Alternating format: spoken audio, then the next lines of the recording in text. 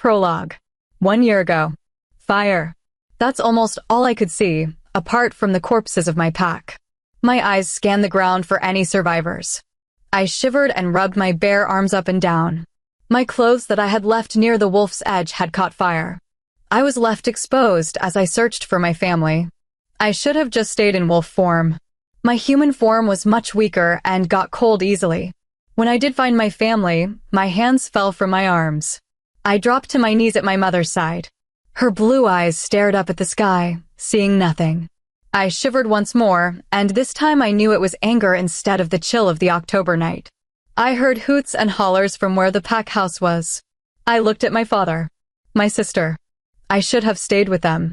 I should never have gone on that run. Maybe things would have turned out differently for them. I stood slowly after closing each pair of eyes. I crept cautiously around the fires and saw men I did not recognize. The pack house was broken down, maintaining only half of its structure. The alpha's wife was tied to a tree near the celebrating strangers. I looked for my alpha, but when I spotted him, my anger spiked to a point I saw red.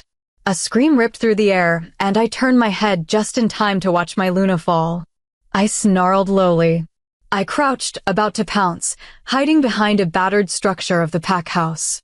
But then a whimper caught my attention. I straightened my back and looked around. Someone was still alive. Someone in my pack had survived. I followed the sound with my sharp hearing and hoped that the strangers wouldn't hear it too. I found the source of the noise hidden in a bunch of bushes about a yard from the broken-down pack house. I pulled back the green leaves and sticks to see a young boy. In the dark, it was hard to make out who he was. But as the light from the fires flickered across his face, I realized who he was. Aaron. I whispered. He gazed at me with his big blue eyes. He was only 5 years old. He was the only male child of the Alpha and Luna so far. His face was red from the salty tears that ran down to his mouth. He seemed to recognize me as well, but he was also too terrified to speak. And in that moment, I realized that the celebration had been silenced. My eyes widened. The strange men must have heard us. Or me. I tried to look through the flames, but could not see a thing. I looked back at the terrified young boy. I shook my head, picked him up with ease, and ran into the forest. I couldn't run far without making us noticeable, so I stopped and looked around us. We were around 200 yards from the burning village. I saw a figure approaching where we had just been, and I knew they had come to investigate the small noises. I got Aaron on my back and climbed the nearest tree. The dark night was to our advantage to an extent. Werewolves can never have night vision, but one whiff of our scent and the men would climb this tree faster than I could run away. The man looked at the edge of the forest, but came no closer to it. The different scents around him seemed to confuse him. He turned away, and I let out a shallow breath. I took Aaron into my arms and put my finger to my lips. He understood me and silenced his small whimpers. For a 5-year-old, I was glad he was so advanced. He put his head against my chest and hung onto my hair. I swung down from the top of the tree with my free arm, the other arm holding Aaron. I looked back at the flames one last time and ran the opposite way. I held onto Aaron with a firm grip and kept running until I could no longer smell my pack, until I could no longer see the battered structures of the homes, until I could no longer see the flames of my former home. Aaron cried himself to sleep slowly. My bare chest was warm, and I felt that he found comfort in me. He was my responsibility now, and I would take care of him like a mother would. He was the last of my pack, and that made me hold him closer as he began to snore. Chapter 1. I woke up early in the morning and rolled over to make sure Aaron was okay. He was sound asleep, his thumb in his mouth. I took it out and set his hand on the ground. It was a habit I was working on breaking for him. I smiled at his peaceful face. Aaron, I whispered. He sighed in his sleep, and his eyelids flickered but did not open. Aaron, sweetheart, I said a little louder. His eyelids slowly slid up until his bright green eyes were showing. He let out a big yawn and smiled a tiny smile at me. Hi, Mama. He grinned. I grinned back at him. I had explained to Aaron that I wasn't his mother, but he said he wouldn't call me anything else. He said he knows that I'm not his mama, but he also knows that I am the one who takes care of him. Good morning, baby. Are you hungry? I asked. He shrugged his little shoulders and scooted closer to me. The grass was damp between us from the dew of the spring morning, and I pulled him closer.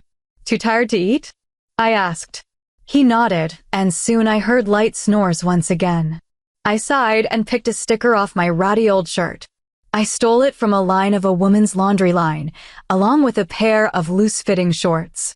Both of them had holes in them, and a bra was long ago not considered necessary. I stood up and stripped off my clothes while Aaron snored. I shifted into my gray wolf and nudged him awake. He smiled up at me and kissed my nose.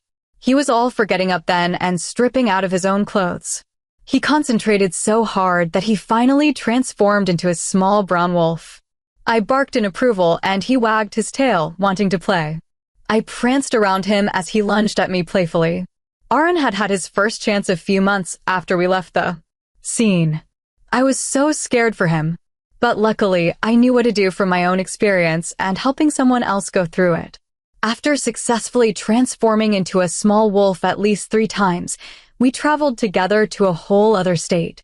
We traveled from New York to Ohio. Not too long a trip for a mature wolf, and it was at the limit for a young wolf like Aaron. He was also learning to hunt for himself. I tilted my head and he came to my side. His size was imposing for someone so young. I sniffed his scruff and he barked a laugh. I let him lead the way for the hunt and watched as he used his nose to find food. Watch where you step. Use your senses, not just your eyes. Our minds were so attuned that our voices were as clear as they were when we spoke as humans. "Yes, Mama," he responded. I was so focused on Aaron that I almost didn't notice the net that was set. I got Aaron's scruff between my teeth and cautiously backed away. Mama, I thought I was doing well. I had a powerful scent of a deer. "Aaron, please be quiet, sweetheart. And whatever I tell you to do, do it." I set him down and his head cocked to one side. I heard a rather large branch or stick snap somewhere close. A growl rumbled from the part of the forest that was still dark to my vision. Aaron's puppy whimper made me take a defensive stance in front of him. Aaron is my pup, maybe not by blood but by heart. No one will lay a harmful hand on him. The source of the growling emerged from the forest's darkness and began stalking toward us. My ears flattened against my head, and I crouched, covering even more of their view of Aaron. Rogue, the mind link from these wolves, was completely unclear. I almost didn't catch the words that the 3 wolves were yelling to each other. "Mama?" Aaron whimpered. The 3 wolves' heads snapped to me, and they looked at the small form behind me. "Stay behind me," I told him. "A pup. But she has no mate," the amber-colored wolf to the right said. "She may have lost him," another said. I sneered my objection at the comment. "I have no mate, nor would I ever harm anyone. Grab him," the one in the middle shouted. Aaron's yelp made me spin around to see a black enemy wolf take him roughly by the scruff. I was about to lunge when a fawn-colored wolf stood in my way. This one seemed to be female. And by the way, she protected the male. She was his mate. "Just down. Surrender. Pup will be unharmed," the amber-colored wolf said. I looked around at the wolves and wondered if there was a way that I could get us out of this mess. The large black wolf tightened his jaws, and Aaron yelped louder. "Mama," he whimpered. I bowed immediately, and the black wolf set Aaron in front of me. We were circled in, and I licked at Aaron's scruff where the black wolf had started to draw blood. The same wolf shoved us to walk forward. I snarled and nudged Aaron to go first. "Peculiar rogues indeed, brother." The female wolf spoke to the amber-colored wolf. He nodded. I kept my eyes on Aaron, making sure he kept his pace. I had no idea what they would do if he fell or became tired. This was the first time that we had crossed a pack's borders, and it was my fault for not paying attention to our surroundings. I hung my head in shame. "To the alpha with them. I'll keep watch," the black wolf said, and the fawn wolf stayed with him. I barked and pushed Aaron back. The amber-colored wolf narrowed his golden eyes at me. I huffed angrily. "Let us leave. We meant and mean no harm." I'm sure my statement was unclear to the stranger, but he must have heard enough. "No rogue, after crossing our land, must be taken to the alpha." I got the gist of his message, but stood utterly still. The black wolf stepped toward us, and I snapped aggressively at him. The female growled and got closer. "Try me," I spat. She snarled, and her mate pushed her back with his nose. "Come, pup gets it." Another wolf snarled. I got the gist of that statement as well, and Aron's frightened little wolf face had me retaking my steps. We followed the strangers to their alpha, and they began to walk too fast for Aron. He started to fall behind, and I had to keep nudging him forward. "Slow down. He can't keep up." I snapped at them. "Then he gets left behind. He's only a pup after all," one said. I growled. I looked at Aron's scruff and gently lifted him off his feet. He did not whimper, so he must have healed already. I followed the strangers at a steady pace, pushed forward by the wolves behind me. Chapter 2. We arrived at a large house. Their pack house, I would assume. The amber-colored shirt was shifted and thrown on the shorts that lay at the forest's edge. The rest of them did the same as I kept my eyes on Aron. He looked tired and frightened. "Shift, stranger," one ordered. I snarled and hit Aron once again. "No harm will come to your pup, so long as you do as we say, and as our alpha says," another stated. Aron looked at me for what to do, and I sighed. I nudged him and nodded. "Do what they say. Shift," I told him. He did as I said and looked at the men around us. His eyes were wide with fright as they stared me down, waiting for me to shift as well, no doubt. I waited a few moments and shifted as well. Some of them gazed at me with looks of admiration. My mother used to tell me I was blessed with the looks of the moon goddess. I took Aron's shoulders and put him in front of me. I covered myself with my arm. Aron had been oblivious to the fact that he was on display. After all, he was only a little boy, despite being an 18-year-old woman. Odd. They don't look alike. And she doesn't seem to have birthed children. They started to speak as if I weren't even here. One of them came down the stairs of the large home and came toward us. I bared my small human teeth as if I were still in wolf form. He did not stop, and his brothers looked nervously at him. Aron backed farther into my legs, and I held him closer if possible. The dark-haired man got too close, and I snapped. "Get away from my pup," I growled.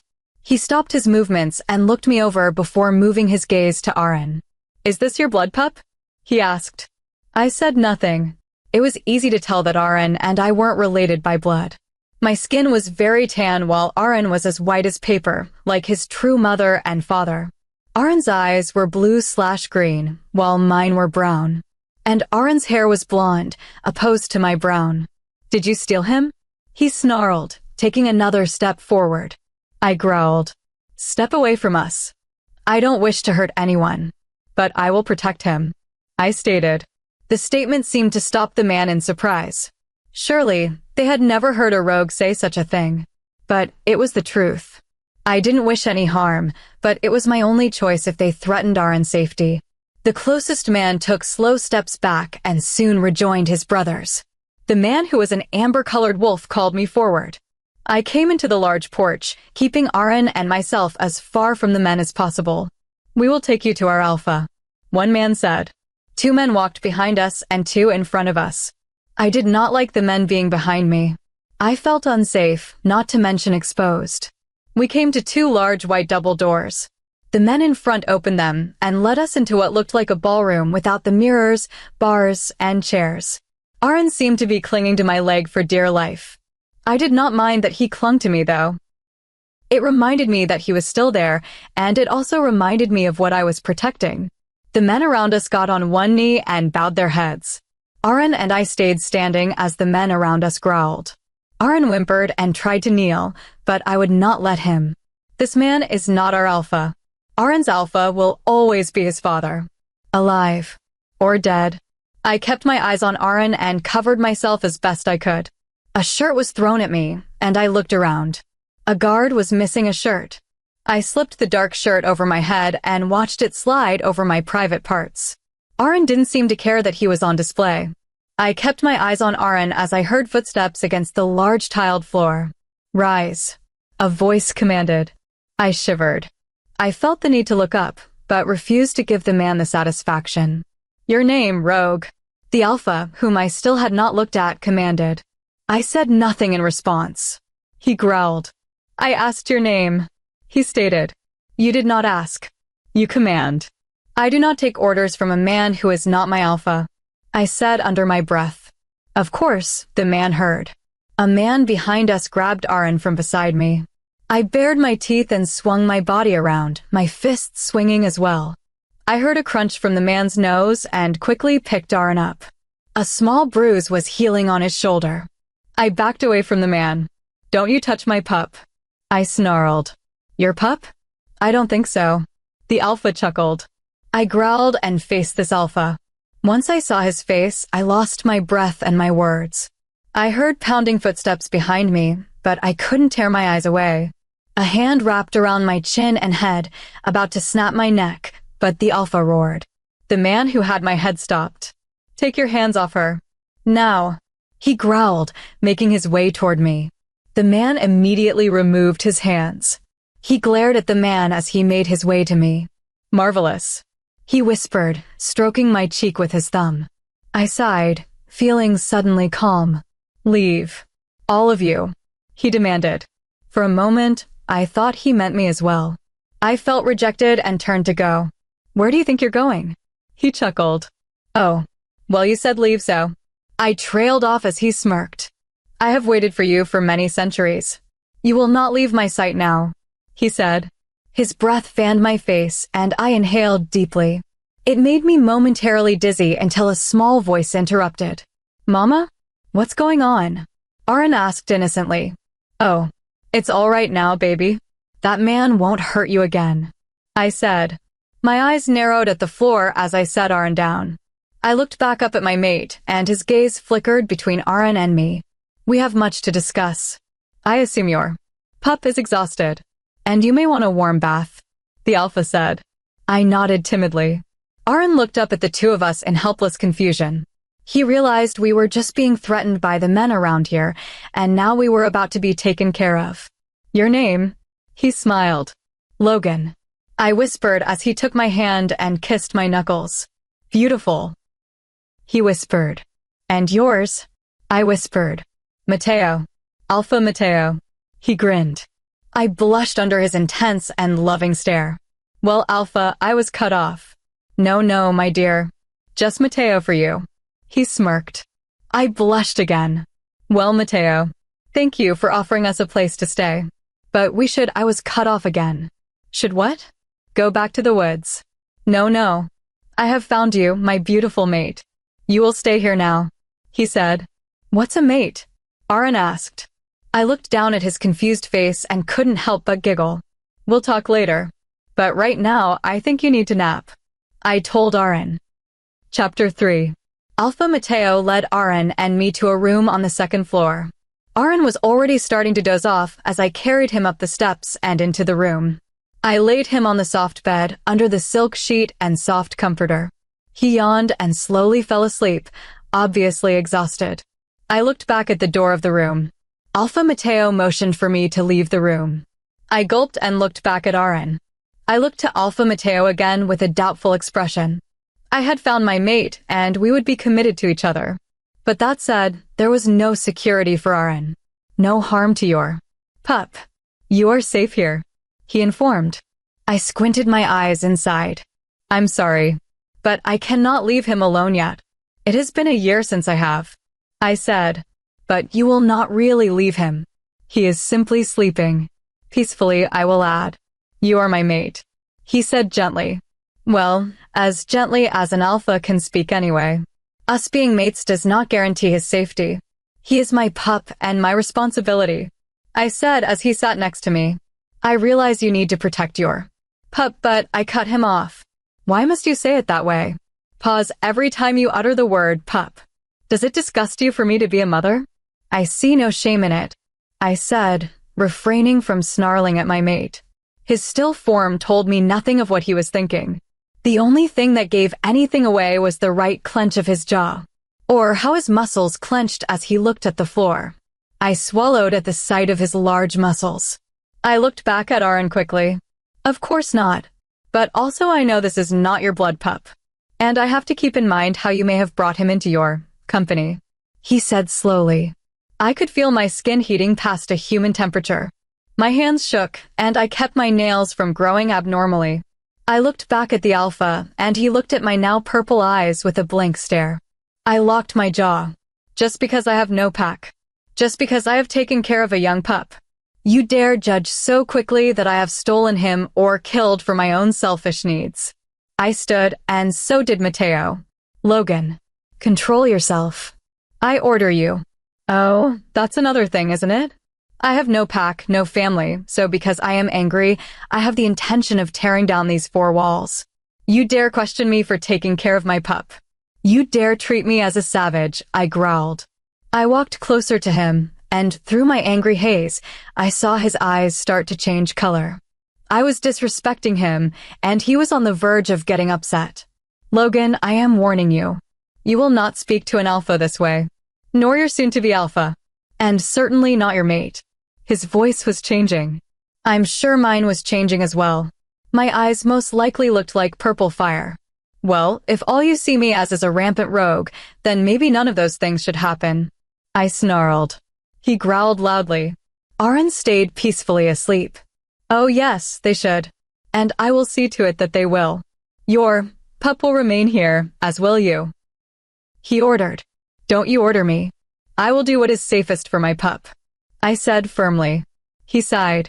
He dropped his gaze from mine and looked at Aaron. I straightened and my sight, which had been fuzzy, cleared. He is not yours, is he? Not by blood. He inquired. I did not answer but shook my head. He nodded. Does he know this? Logan, how exactly did you get this young pup? Tell the truth. He said firmly. I would rather not talk about it now. I would like to stay with him as well. I am sorry, but I do not trust here yet. I told him. His nostrils flared in a way that made it seem as if I had committed a crime. I want to know now. Who does this pup rightfully belong to? He inquired, meeting my eyes. I said nothing, and he took 3 large steps toward me. He was only an inch from me.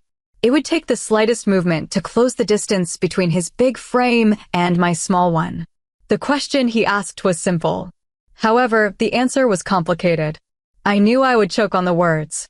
The tears would spill from my eyes, and I would want to claw my anger out on something solid, such as a tree. As your alpha and your mate, I command you to answer me. He ordered. His alpha voice had no effect because I was not a member of his pack. But I was no match for my mate's order. He is the son of Alpha Alec and Luna Misha. They were murdered last year by an enemy pack. As were the rest of my pack, I choked. He reached to hold me, but I put my palms on his chest. I'm fine, I told him. He swallowed and let his arms fall to his sides. Your old pack. What was the name? He asked. Blood Rose. I told him. I noticed he was thinking hard about something. Why do you ask? I asked him. He shrugged. Pure curiosity. I do wish you would join me and walk with me. But as you wish. There is a bathroom with a shower there. And I will have proper clothes brought to both of you, he said. With that, he traced my cheek with his thumb and then exited the room I was standing in. I sighed, glancing first at the bathroom and then at Aaron. He should stay asleep long enough for me to shower. Chapter 4. As soon as I stepped out of my steamy shower, Aaron was knocking on the oak door. I wrapped a towel around myself. Come in, I said. Aaron entered and looked around. He spotted the toilet and looked at me. Go ahead. I smiled at him. He did his business as I faced the mirror. I looked in the medicine cabinet to see a few toothbrushes and a tube of toothpaste. That was all, though. No hairbrush. I shrugged. I had lived without one for a year. What's another day of having to use my fingers as a substitute? Aaron came and stood next to me. I smiled at him and picked him up. I grunted and set him on the bathroom counter. Whoa, dude. Maybe only half a deer next time. I smiled. He smiled proudly as he grew bigger. I started opening a toothbrush for him when a knock came from the door. I tightened the towel around myself and told Aaron to stay. I went to the door that led to the hallway and opened it. Mateo stood with clothes in his hands. His muscles tensed again, and my breath caught. I moved to the side. Come in, I offered. He walked into the room and set the clothes on the bed. He looked around when he didn't see Aaron in bed. He's in the bathroom, I told him. He nodded and focused his stern, rather intense gaze on me. He stepped toward me, and with every step he took, my breath got a little heavier. He lifted his hand and set it over my chest. My heart pounded under his large hand, and his eyes began to switch between red and their human color. My mouth dropped open, but before I said anything, he jerked his hand. I looked down at his fingers in front of me to see a tag that he had pulled off the towel. I cleared my throat. He threw the tag away and started toward the door. "You are a destined alpha. Destined since birth," I stated. He stopped and turned back to me. His eyes were their standard royal blue. Most wolves' eyes were much more vibrant than those of a human. For example, a regular blue for a human is usually a royal blue for a wolf. He said nothing about my statement. "I have never met any of your kind," I stated. He blinked as I watched his eyes dilate rapidly as he looked at me. I waited for them to turn to a ruby red, but they did not. "My mind is not as spectacular as some may imagine," he stated. Then the door to the bedroom closed softly as he exited. My eyebrows drew together. What did he mean by not spectacular? I begged to differ. I had never met a destined alpha before. Then I realized.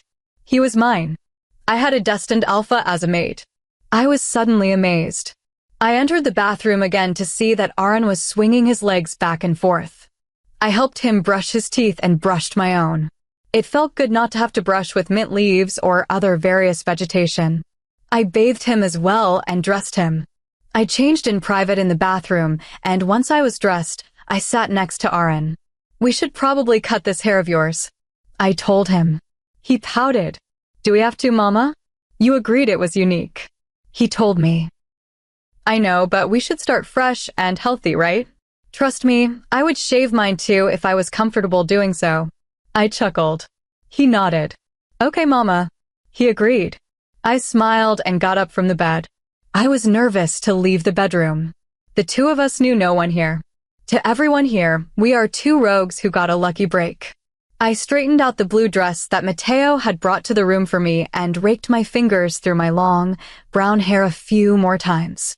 I took a deep breath and took Aaron's hand.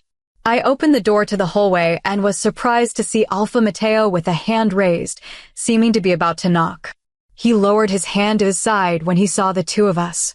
"Good to see that you two are dressed. Come," he said. He led us down the large staircase.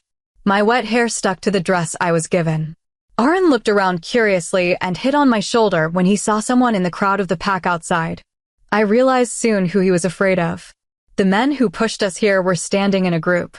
Their arms were crossed across their chests, and they hardly looked at Aaron and me. The hair on the back of my neck stood on end, and I held Aaron closer. "Logan, this is Angie Norma. She cares for the pack house," Mateo introduced. The woman had striking blue eyes and black hair to her waist. She also had a large belly bump that she supported by holding the bottom of her back. "Well, I usually do. Right now I have a full-time duty to care for 5 rugrats. Almost 6. She smiled. I almost choked. Aaron was a handful himself. And I only have 1. This woman must have full hands. And it will stay that way now, Mateo said. She frowned, but he kissed her forehead, a knot formed in my stomach and throat. I was about to walk away, but then Mateo suddenly became elated. "Logan, I would like you to meet my beta, Jake. Angie is his mate and fiancé," he introduced. I relaxed immediately and smiled warmly at the beta.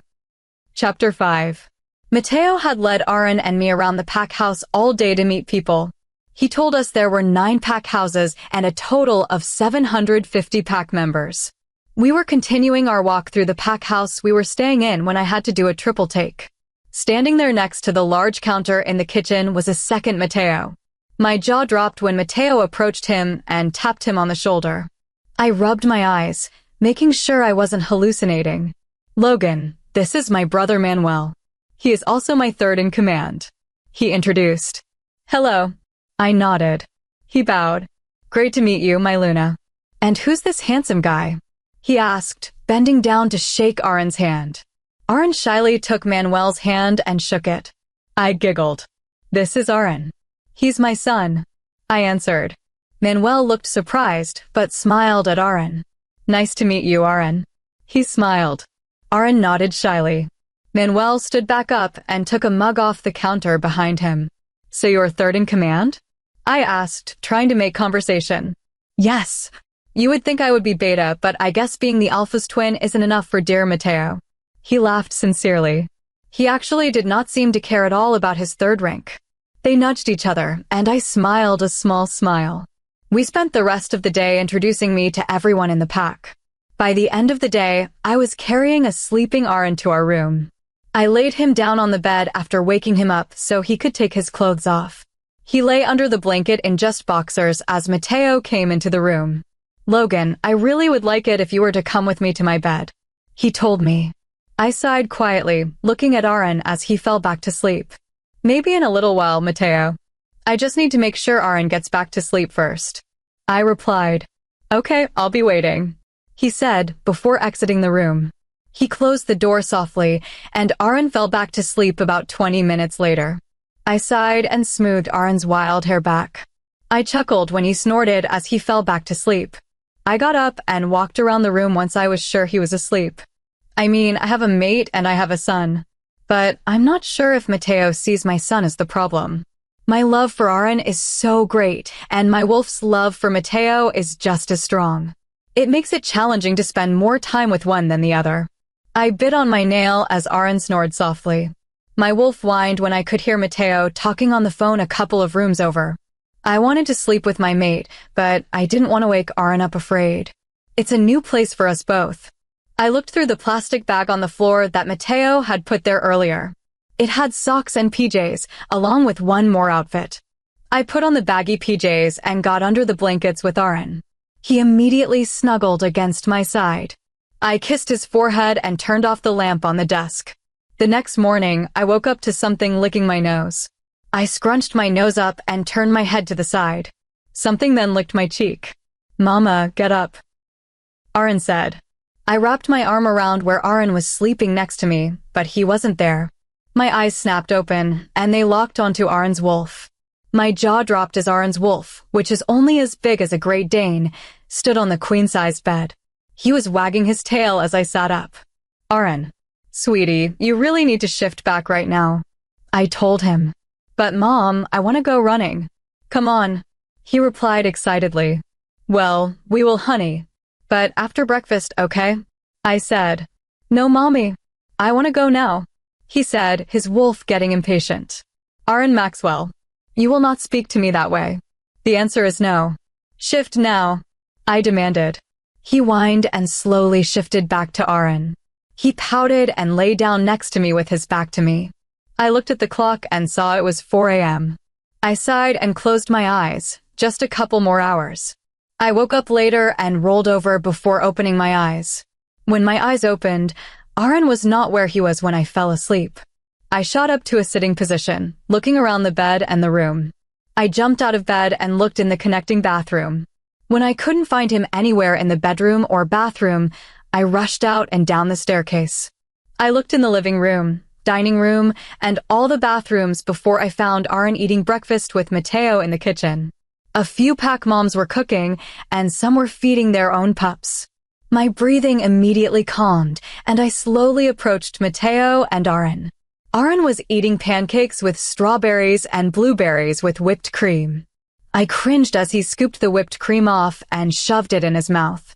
The syrup seeped down the sides of the 2 pancakes. Mateo was watching him, amused, as he had an uneaten bagel in front of him. I kissed Aaron on his cheek, and he looked up at me with a smile. His mouth was covered in whipped cream. I wiped it off his mouth with a napkin. I turned to Mateo to see him examining my body, and I blushed. I had just then realized I had run out into the house wearing pale blue booty shorts with roses on them, and a black tank top without a bra.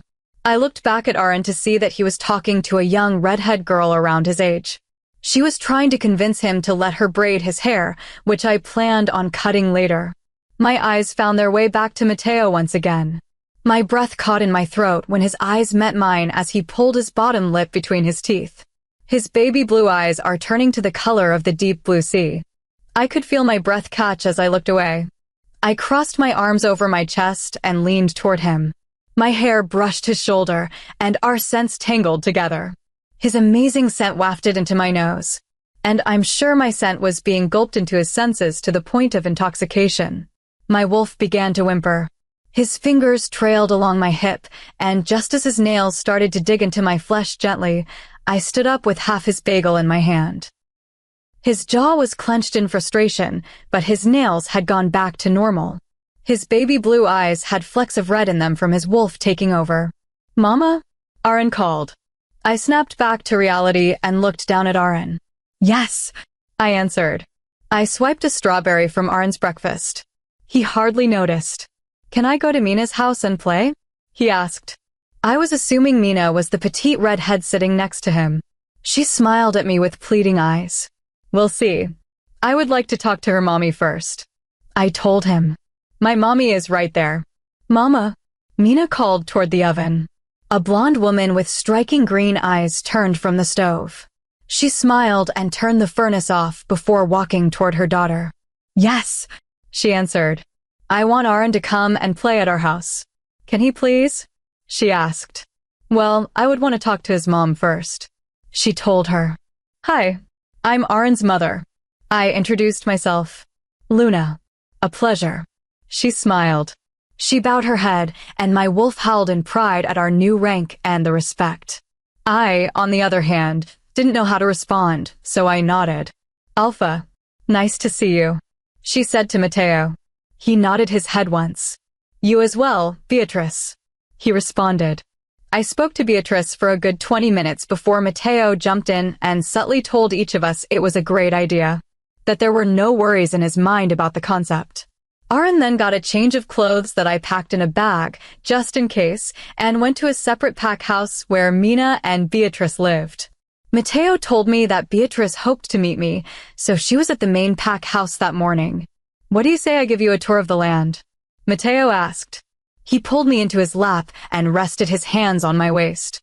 The idea of getting to know the territory excited me. "Yes." I said excitedly. I hopped off his lap and walked upstairs to get dressed. "Be down in a little bit," I called. "Okay," he answered. I was officially excited, maybe overexcited, about today. Chapter 6. I found more clothes on the bed with the tags still attached. I picked up a pair of skinny jeans and a white shirt. There was a bra and some panties off to the side as well. There was a note. "Wasn't sure of the sizes for your lovely body. Hope I was right, if not let me know. Mateo." I blushed crimson and put the note in the pocket of the jeans I had just picked up. I stripped off my PJs and set them on my pillow. The panties would have been a little snug if it weren't for the fact that the lace was stretchy. The bra was comfy, but it felt awkward since I hadn't worn one for a year. The shirt wasn't baggy, but it wasn't too tight either. And the jeans fit perfectly. I smiled. Then I frowned when I looked down at my feet, which were bare except for socks. I have no shoes, and there are none on the bed. I walked into the hall and to Mateo's room. I knocked twice. The door opened, and his scent hit me to the point that I was dazed. "I didn't do so bad," he smirked. I giggled and pointed to my feet. He looked at my small feet, and I wiggled my toes inside the white socks. He chuckled.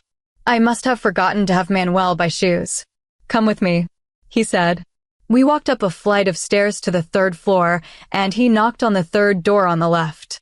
It opened, and a girl around my size was there. Her eyebrow was pierced, as was her nose, and she popped bubblegum, looking at Mateo impatiently. "What big brother?" she quizzed. "Well, hello to you too, Lucia. Need a quick favor from you," he said. She rolled her brown eyes. "As always," she mumbled. "Logan needs a pair of shoes. I forgot to have Manuel buy some. Sneakers, preferably. Got a pair we can borrow?" he asked. She popped her gum, observing me from head to toe. Her dirty blonde hair fell to her waist. "Yeah, I got a pair." "Who is she?" "She reeks of rogue, bro," she said. He growled. "My mate and your soon-to-be Luna. Have a little respect, would yo?" Mateo's brows furrowed. Lucia raised her eyebrow after a giggle was heard inside her room. He sighed. He put his hand on the door, and Lucia tried to keep the door closed so we couldn't see inside. Mateo obviously won, and a girl around our age was on the bed, dressed. "Hello, Alpha Mateo." She coughed awkwardly. "Hello, Amy." He sighed. "Beautiful day, isn't it?" she asked, covering herself. "I don't see how you would know," he said, bored. Was this normal for Lucia? Lucia put a cute pair of sneakers up to Mateo's chest and pulled the door closed, only enough for us to see her and not the girl in her bed. "Keep them. They don't fit me anymore. They should fit her," she said. She brushed some of her long hair over her shoulder. Mateo narrowed his eyes at her. "You should quit with the sleeping around, Lucy. It's not healthy," he stated. "He's not wrong." "Whatever do you mean?" "Amy and I are mates. Bonded for life," she said overdramatically. "Yeah, right?" he scoffed. She smirked and shut the door before Mateo could say anything else. He sighed and handed me the shoes. "Well, she seemed nice," I said. "She's a pain in the ass," he replied. I giggled. He cracked a smile and led me back down the flight of stairs. He entered his room again, and I followed. I sat on the edge of the large bed and put on the shoes. They fit and even had a little growing room.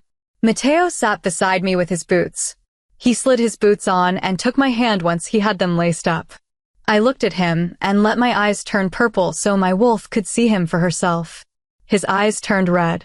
We changed our eyes back shortly after. He leaned in and I stayed still. "You never came in last night," he said sadly.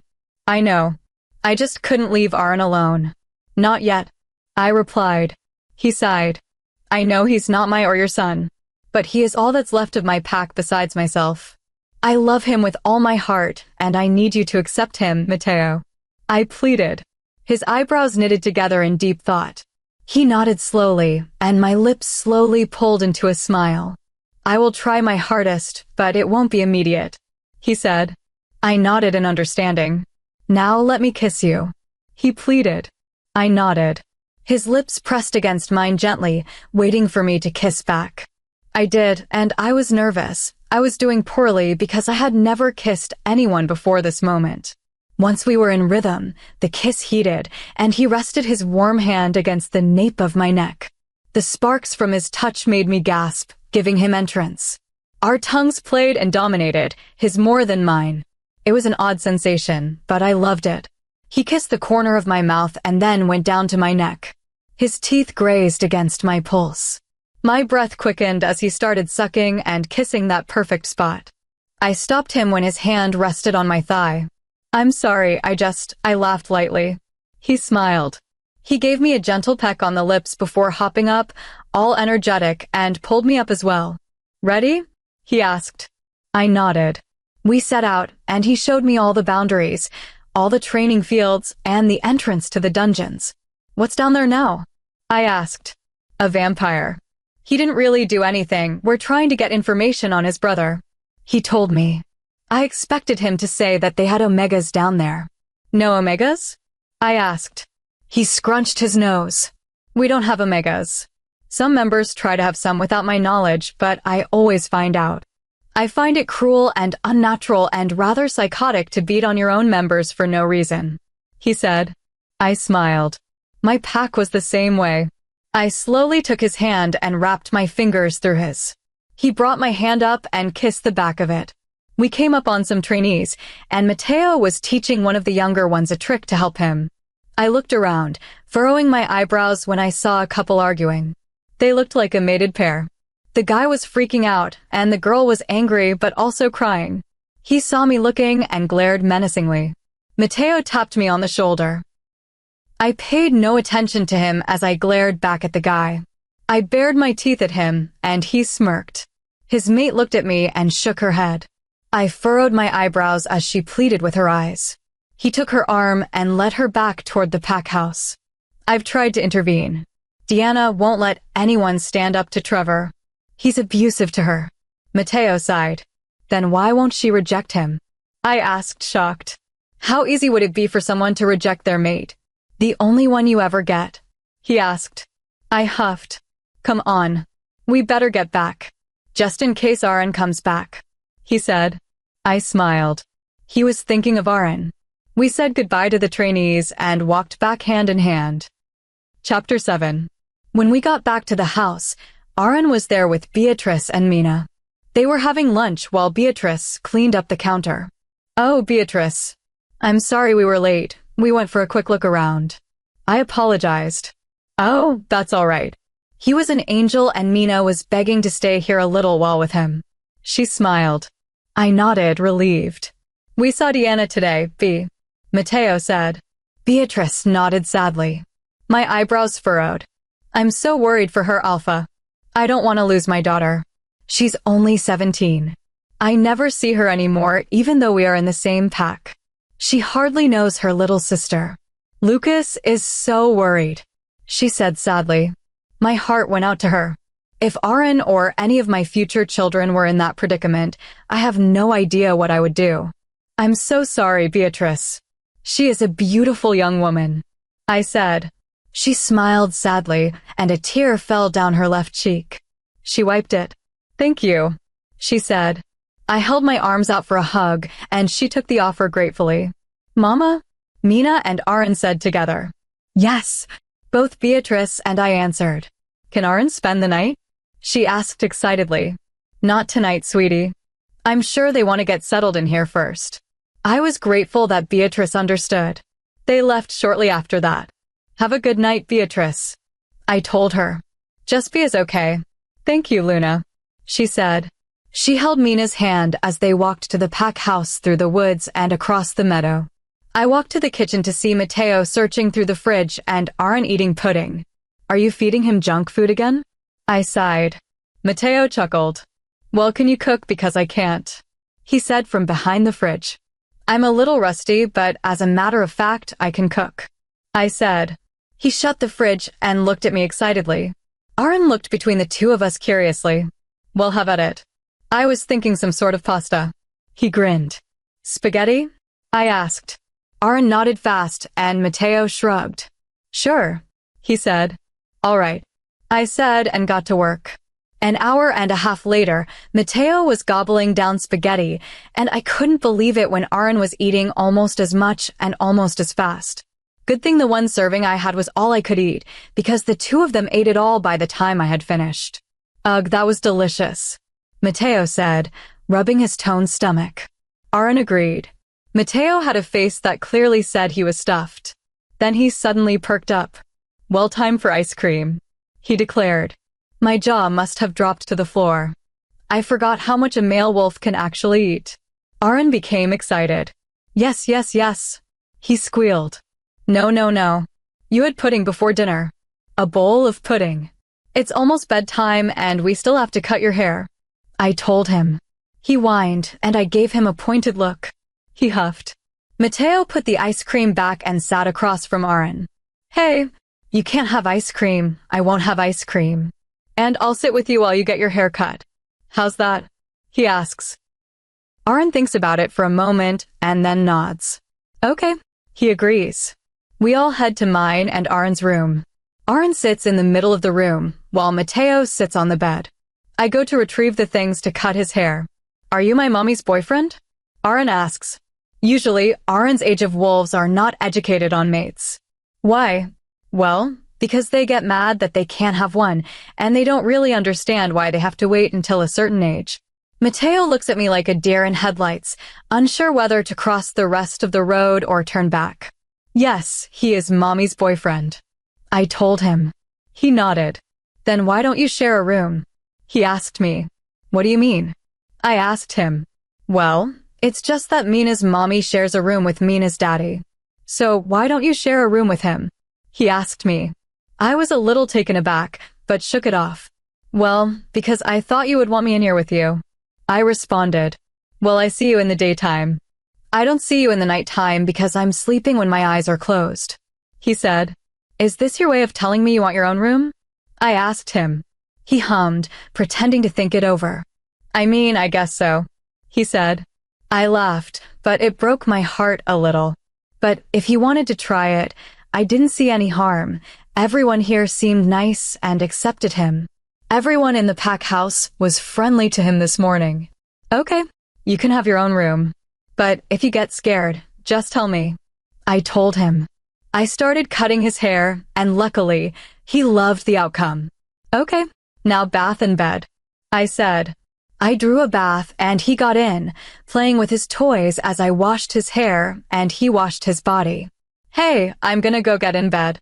I'll see you in a bit, okay? Mateo said. Okay, I replied. I wrapped Aaron in a towel and put him in PJs. I tucked him in and kissed his forehead. I shut the light off and closed the door. I stayed for a couple of minutes outside the door to make sure he didn't need me, and then I walked down the hall. I entered Mateo's room and was met by his back. His bare back. I smiled at him when he saw me. I closed the door and kissed him. I asked for his shirt to wear to bed, and he tossed me a blue one. I changed in his bathroom, and the shirt fell to my thigh. I shrugged and braided my hair, grabbed a rubber band, and tied the bottom. I turned the light off in the bathroom and climbed into bed with Mateo. He gave me another kiss that lingered. I stopped it before it could go any further and snuggled against him, putting my leg over his waist. He rubbed my back soothingly, and I started to fall asleep. Then the sound of giggling girls made me open my eyes again. I lifted my head and looked at Mateo. He did not look impressed. Lucia. He growled. I lay back down, rubbed his chest, and fell asleep shortly after Mateo started snoring. Chapter 8. I woke up the next morning and smoothed my hand over the bed, expecting to feel Mateo's body. When I didn't, I opened my eyes slowly to see the space next to me empty.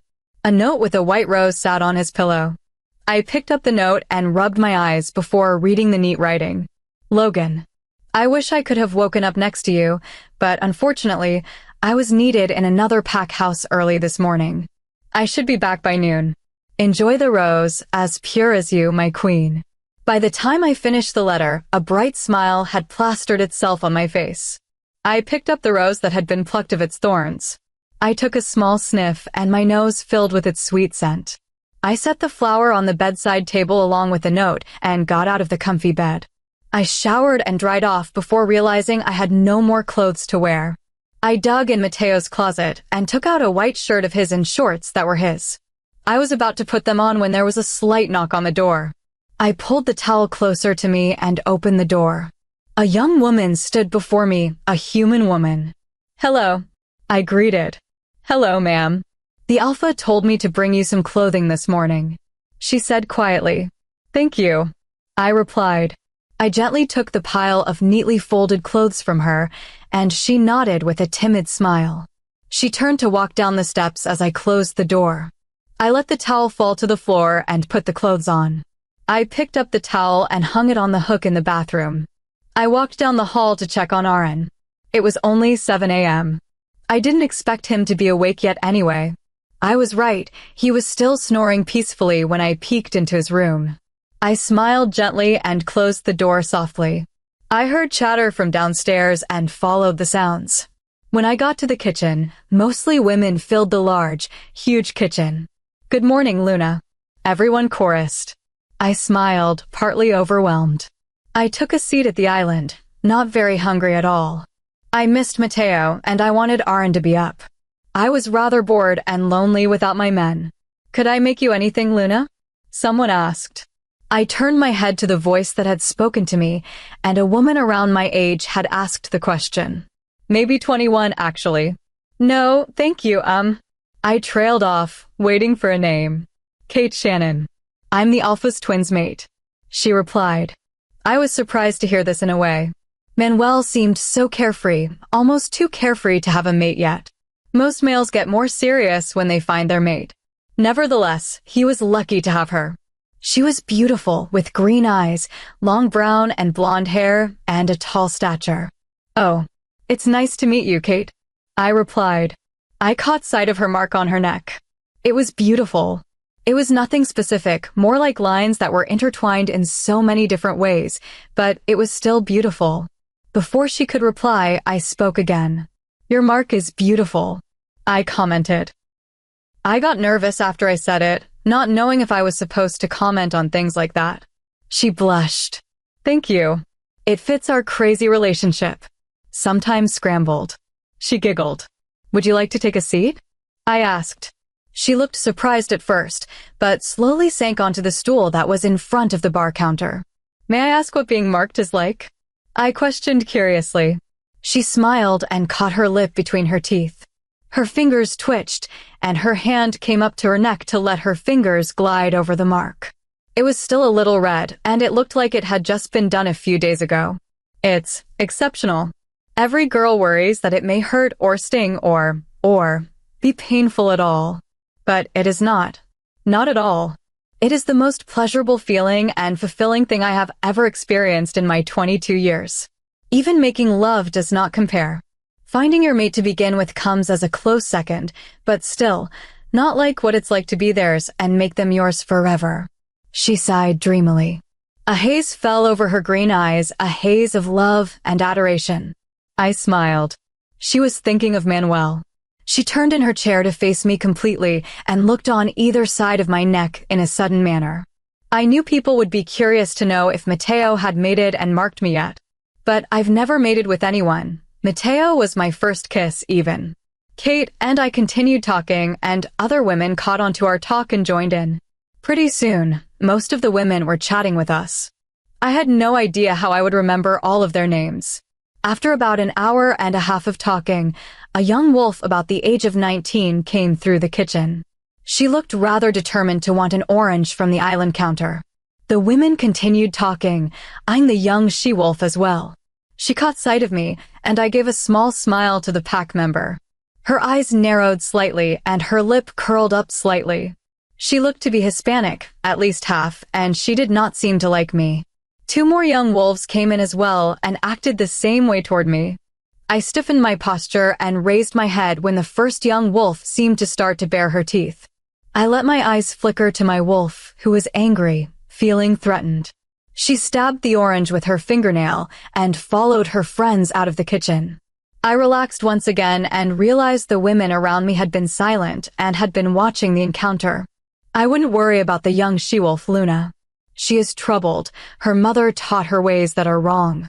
A she-wolf by the name of Stacy told me. My eyebrows furrowed, not really knowing what that means. Her mother has taught her to go after men with power. She is so close to being at the age to finding her mate. Dear goddess, I hope she does find him. She tried getting to the alpha and the beta and third in command so many times. Another told me. She tried to seduce all three refusing her. And she is only 18 barely. In a few months she will be much too young to be taught that way. An older she-wolf said, shaking her head gloomily. The thought of a young she-wolf or any she-wolf trying to get to my Mateo that way made my blood boil.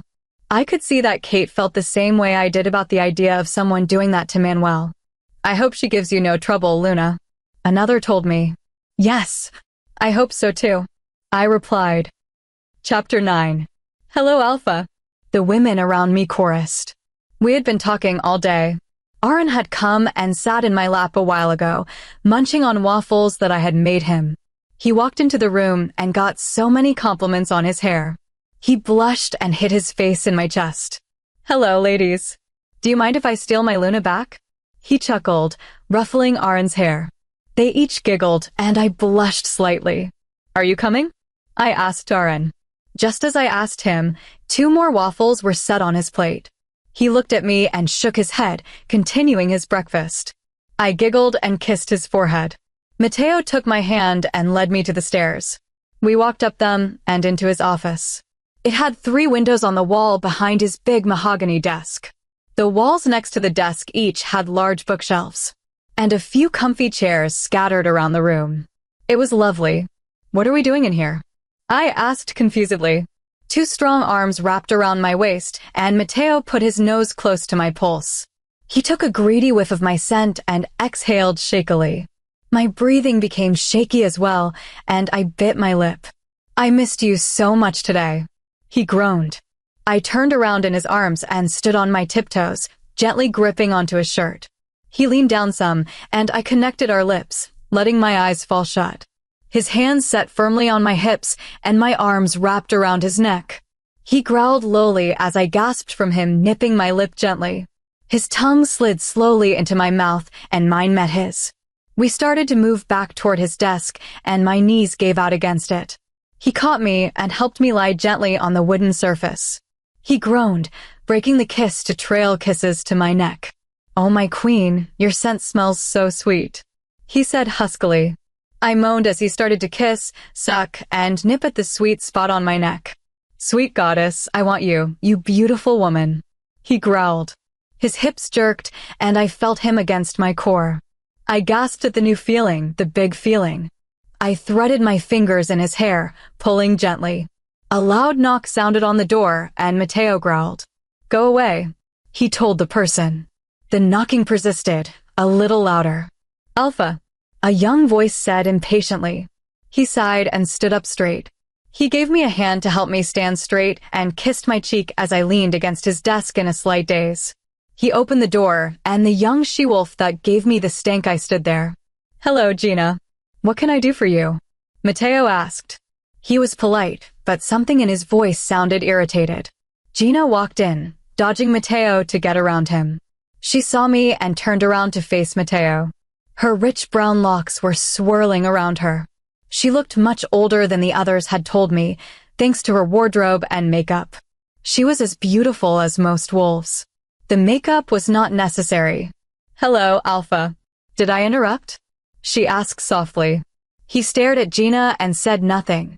He wasn't glaring, but his stare on its own was pretty intimidating. "Okay. Well, anyway, I was wondering if you would accompany me to my sister's in Canada. My mother can't come with me, and I really don't trust any other strong wolves. It's a 2 to 3 day trip," she said sweetly and stepped toward Mateo. "My Mateo." "No," Mateo answered calmly. Gina stuttered for words for a moment. "But, Alpha, what if something happens to me? I need you to go too. You're so strong, you can protect me," she whined. I growled under my breath. Mateo stepped toward Gina. "Gina, I have seen you scrap with half this pack in your tantrums. Male and females. I am sure you will be able to defend yourself perfectly well," he said calmly. She stuttered more, unsure of what to say, before falling silent. "Is there anything else I can help you with?" he questioned. "No, but I'll just hang out with you and your friend for the day." She shrugged, taking a seat in a comfy chair. "She is my mate for one. For two, you need to leave this minute," he told her. She puckered her lip and made her green eyes grow wide. "Alfia, but please let me stay here," she whined. The high-pitched whine was undoubtedly the most annoying thing I had ever heard. I growled once again. "Out!" Mateo yelled. Gina jumped. I didn't. Mateo was scary to most when angry, but to me, I just saw a beast. A sexy one.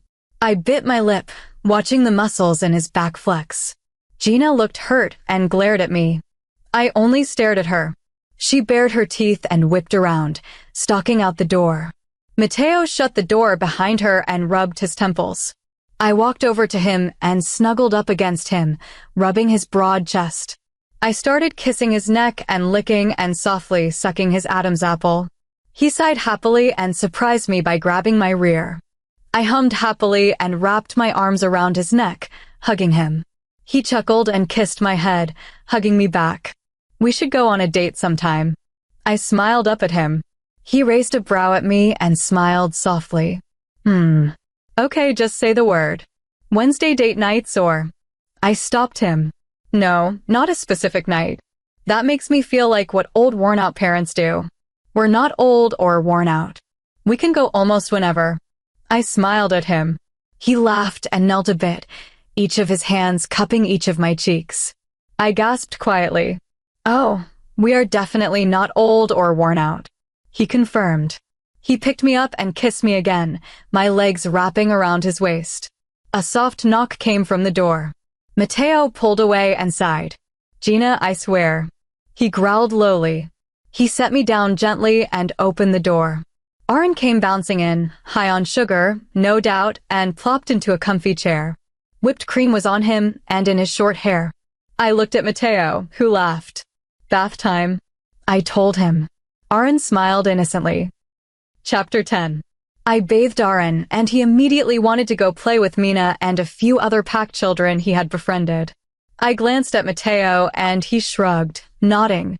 I packed a small backpack for Aaron with an extra pair of clothes in case he somehow ruined his, and sent him off with the pack to the moms.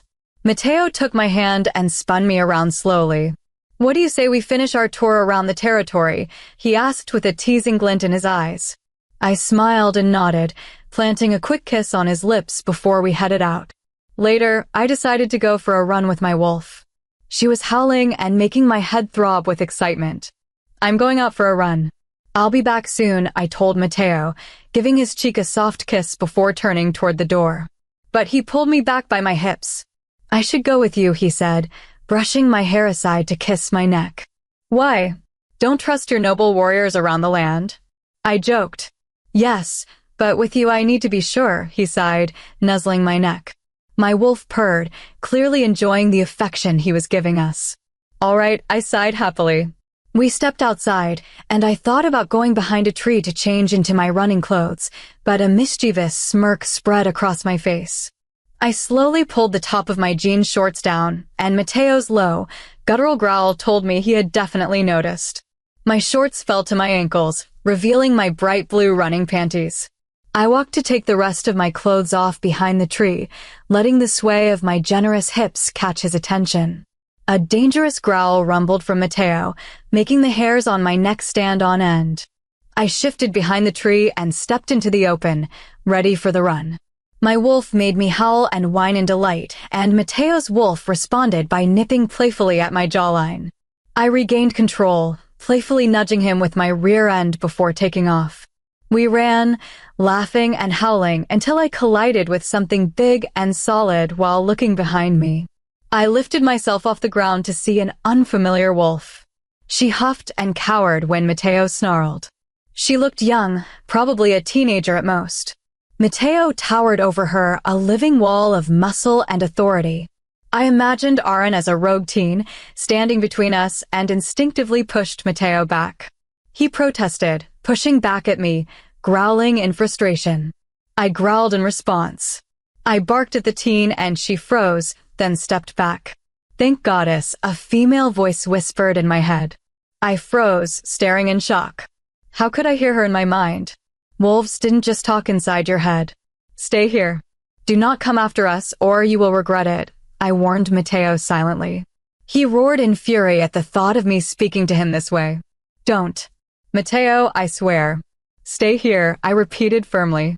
I darted after the mysterious white wolf, hearing Mateo howl in frustration behind me. The wolf noticed my approach and bolted faster. "Stop. I won't hurt you. I know you can hear me," I shouted into her mind. The wolf skidded to a halt, and I nearly ran past her. Panting, I backed up to face her. "Is that Alpha with you? How are you talking to me?" "I don't want any trouble," she rambled nervously. No. I made him stay behind. "He may come after me, and I don't know how you'd react." "What's your name?" I asked cautiously. "Irene." "I'm sorry I trespassed. I'm just so hungry and was tracking a deer. I've never had so much trouble finding food before." "I'm sorry," she whined, her green eyes full of worry. "Irene?" "Iris," I shouted in delight. The wolf stepped back, stunned, her face a mixture of shock and happiness. Without thinking, I shifted, and she quickly followed suit. We hugged tightly, completely disregarding our nudity, and howled together. I lifted my head to see Mateo and two others standing behind him. Mateo lunged at her small figure, but I stepped in front, glaring until he stood down. We shifted back to human form, and the three wolves behind Mateo fell into defensive positions. "Stay back. She is no threat," I demanded. I led Irene back the way we had come, making sure to keep a sharp eye on the surroundings. No one was going to hurt this wolf, not while I was here. Chapter 11. I sat on the couch with Irene asleep against me, her small body pressed into mine. Mateo watched with arms crossed, skepticism etched into his face. Outside, warriors patrolled the borders, alert and tense. I prayed she was alone, no others lurking near the territory, no others to be hurt if they crossed the lines. "Are you going to tell me who this is now?" Mateo asked, his voice sharp. I squinted at him but continued stroking Irene's hair back from her face, savoring the soft warmth of her. I need you to call Mina's mother and have her bring Aaron here. Straight away, I instructed calmly. So I don't even get to know who this rogue is to you, or why she's on my land, in my home, he growled. My gaze hardened, matching his intensity. I growled low in my throat, a warning he knew well. You make me doubt that you can share with your future, Luna. Go call Mina's mother, I said. Do not order me, Logan, he countered, his voice taut. Do not make me do it myself, I raged, louder this time. He said nothing after that. With a final huff, he stalked toward the kitchen to make the call. I exhaled slowly, returning my attention to Irene. Her scent, familiar, soft, comforting, filled me with a strange ache. Memories I had thought lost surged forward, unbidden. I rested my head against her, inhaling deeply. Silent tears traced my cheeks. Flashback. I peeked over the crib in the crowded living room at the crying baby. Her blue eyes were like tiny crystals, so bright and clear. My 4-year-old mind was awed. I had never seen anything so beautiful. She wailed, oblivious to me, and my little face scrunched in confusion. I touched her belly lightly. Startled, she blinked at me. Unsure of what to do, I noticed a full bottle nearby. I lifted it carefully to her lips. She latched on instantly. Pride swelled in me. She looked just like her mommy. And somehow, people whispered, I looked like my daddy. Thank you for taking care of her for me, Logan, a voice said. I turned to see Luna smiling warmly. She had just woken from a nap, eyes soft and gentle. I yawned. She chuckled and picked me up, letting me rest my head on her shoulder as she carried me out of the nursery. Hello, Luna. Did our little Logan get into mischief again? My mother's voice chimed from the kitchen, arms open to take me in. On the contrary. She is a natural with Irene, Luna replied with a tender smile. Is that so? The alpha said, pressing a quick kiss to Luna's cheek. I couldn't listen anymore and sank into sleep on my mommy's chest. Flashback over. What might have seemed like a small memory carried weight now. I realized just how precious these fragments of the past were, especially after losing so much. Only a few remained, Aaron, Irene, and these fleeting, treasured memories. My heart tightened as I hugged Irene closer. Logan, Mateo called softly. Mama, another voice piped up. I discreetly wiped my tears. Aaron stood holding Mateo's hand tightly. My heart clenched. He was the only boy our Luna and Alpha ever had. He was supposed to be born first, but fate had other plans. Irene was a rarity, a hidden treasure returned. Come here, Aaron, I said gently. He approached cautiously, eyes wide and curious at the sleeping girl against my chest. Her eyes fluttered open, focusing on him. Bubby, she whispered. Recognition flickered in his eyes. Bubble. His voice was uncertain, unsure if it was really her. Tears sprang to her eyes, and she nodded frantically. Aaron's little arms wrapped around her. Irene squeezed him tightly. They cried softly into each other's embrace, the reunion raw and beautiful. She turned to me, still holding Aaron, eyes full of gratitude and relief. Just enjoy being with your brother for now, I said, patting her shoulder. She smiled, planting a gentle kiss atop his head. I felt Mateo's gaze on us. Softened this time, his features relaxed slightly. One side of his lips curved, subtle but unmistakable. I returned the small smile and leaned back, feeling the emptiness in my chest lessen just a little. I'll make everyone some lunch. How's that? I suggested. Everyone nodded in agreement, except Mateo, still watching the siblings with a careful, analytical eye. Irene noticed and swallowed hard, glancing nervously at me.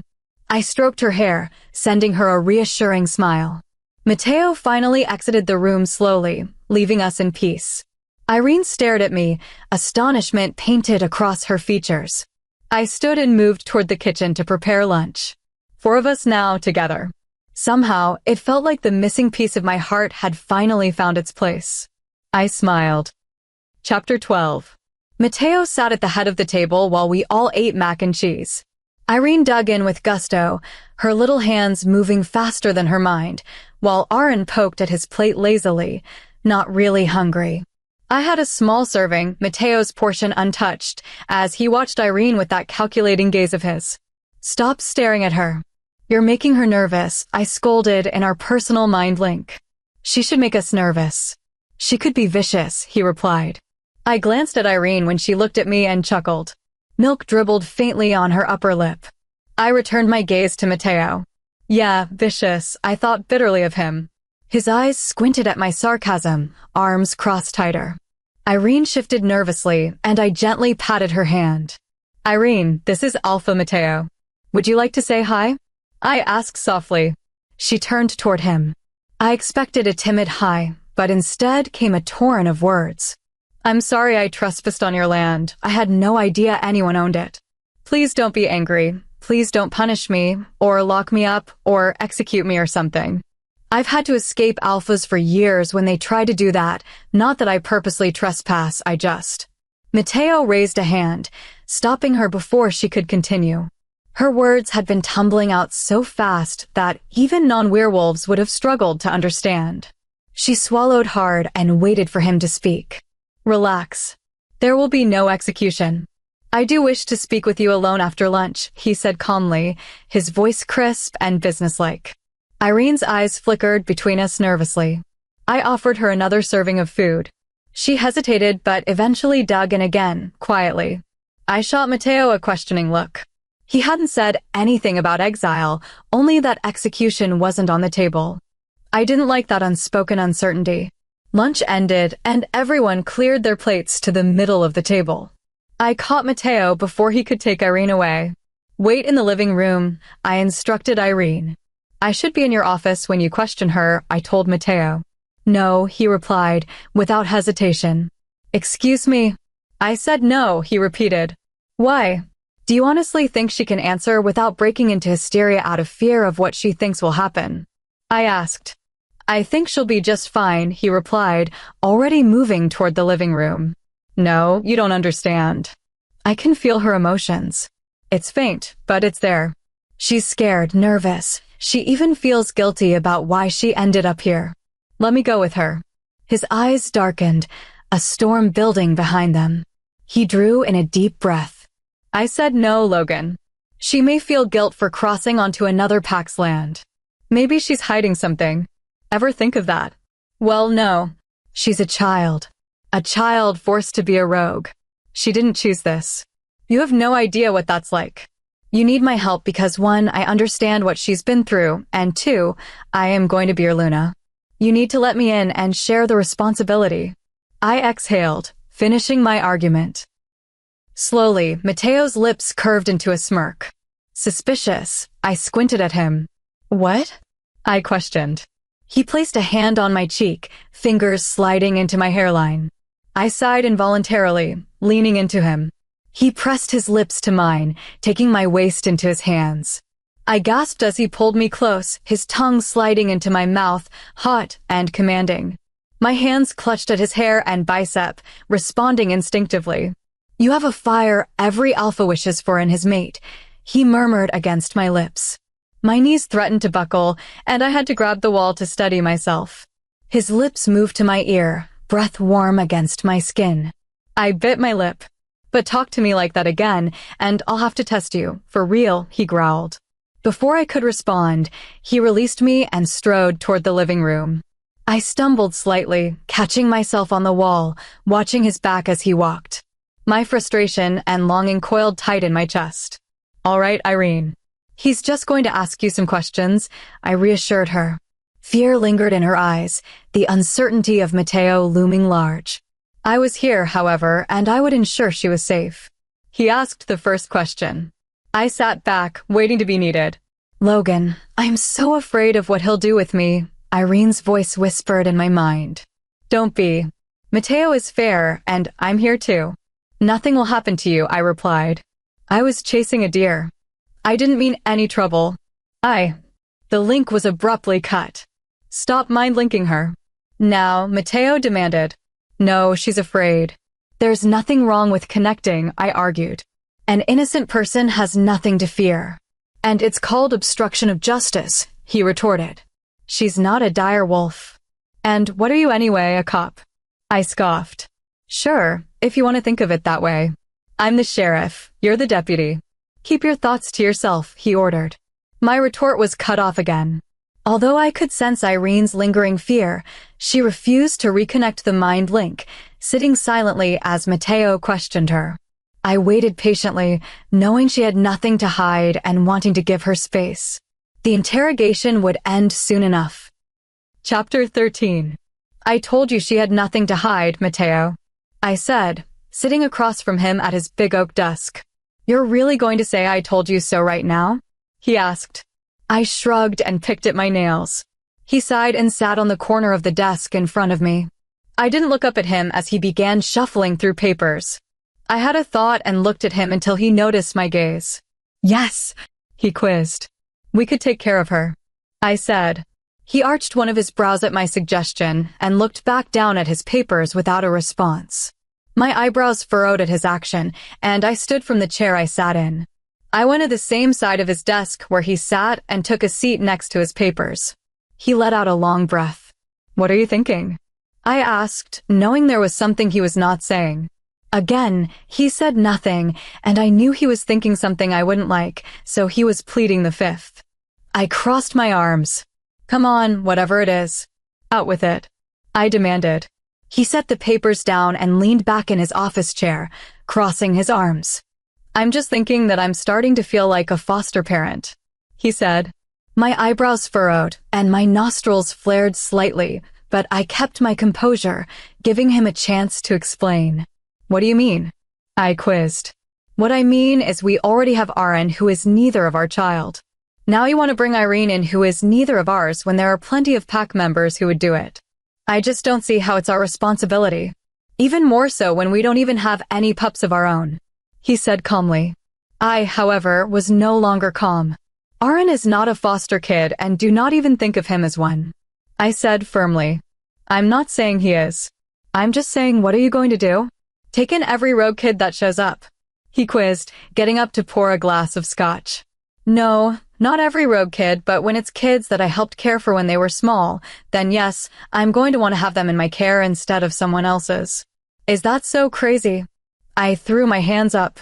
No, I never said it was crazy. I'm just saying you shouldn't be putting that load of responsibility just because she is from your old pack. You're going to have your own kids to worry about.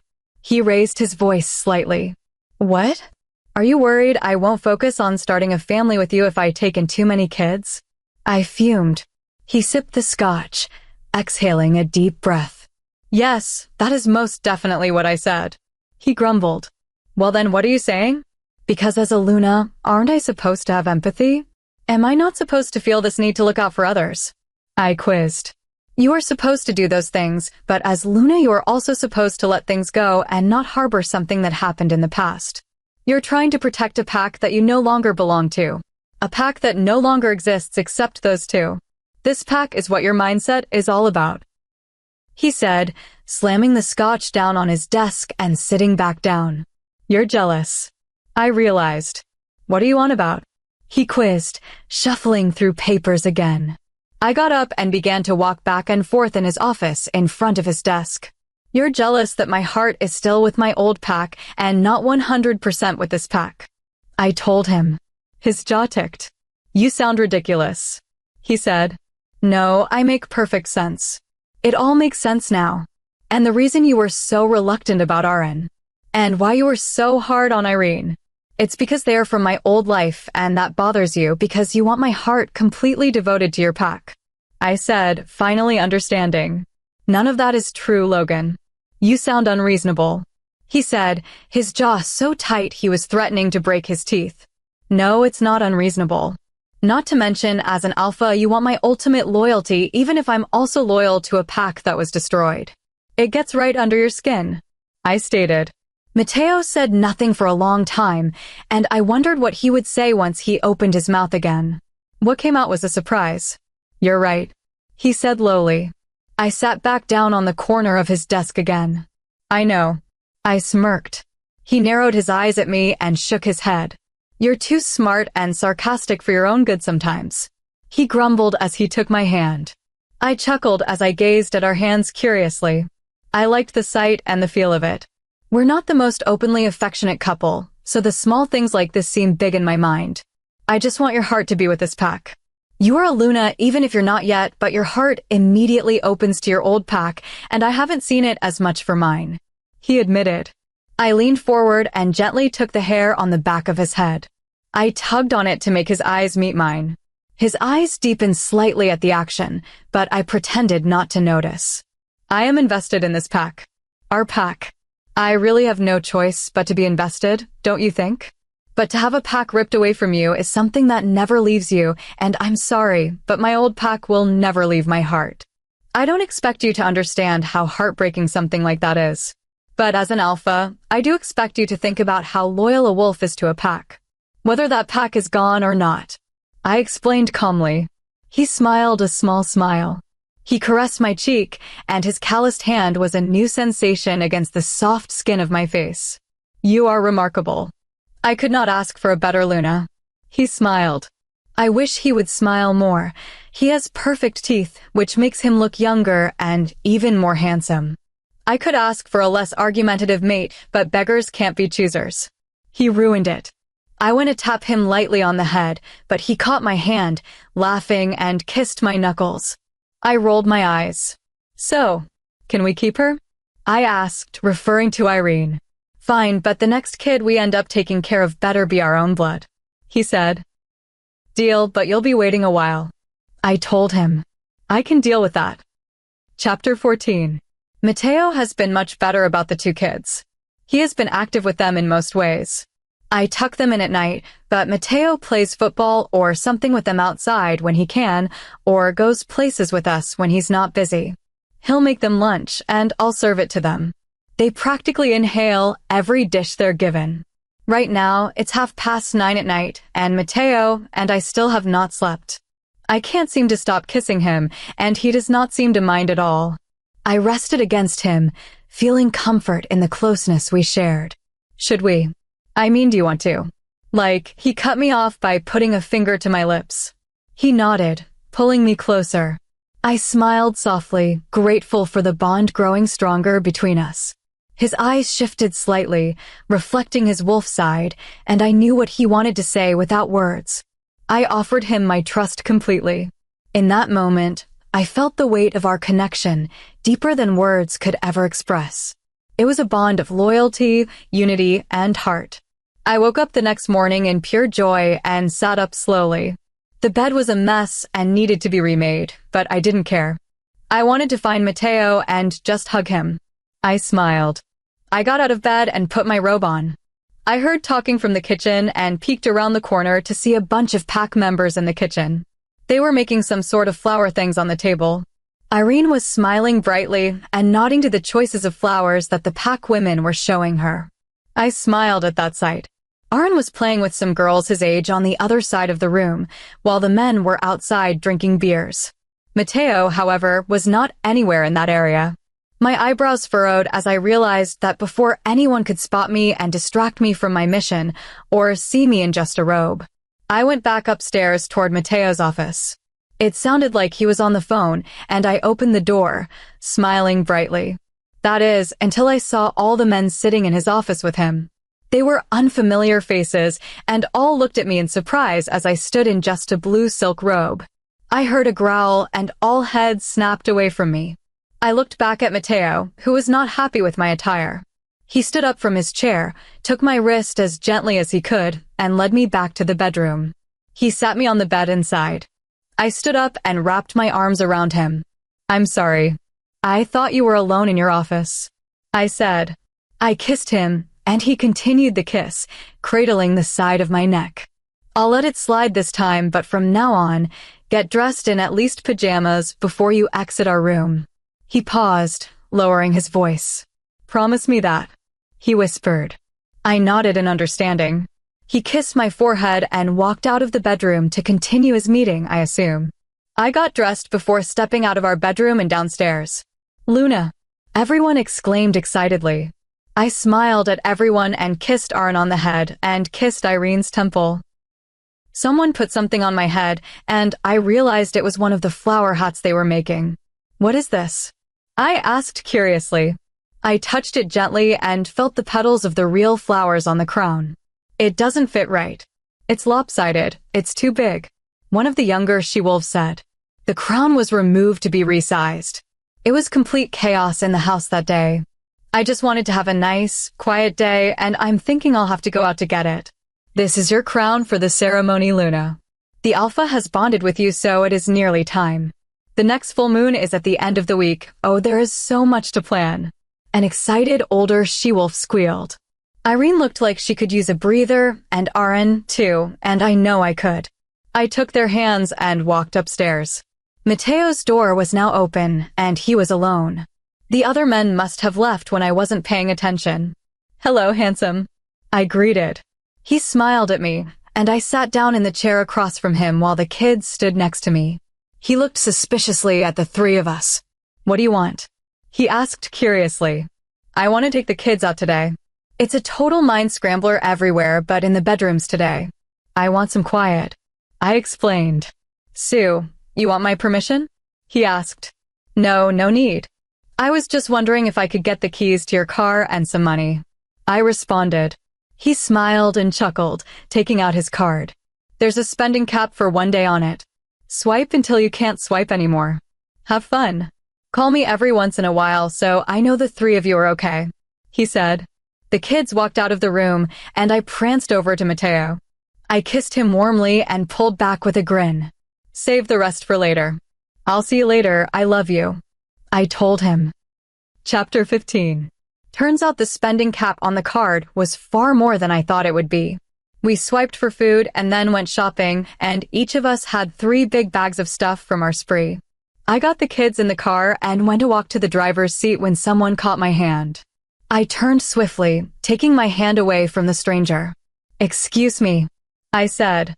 I'm sorry, it's just, are you Alpha Mateo's Luna? The guy asked. Soon to be, I answered.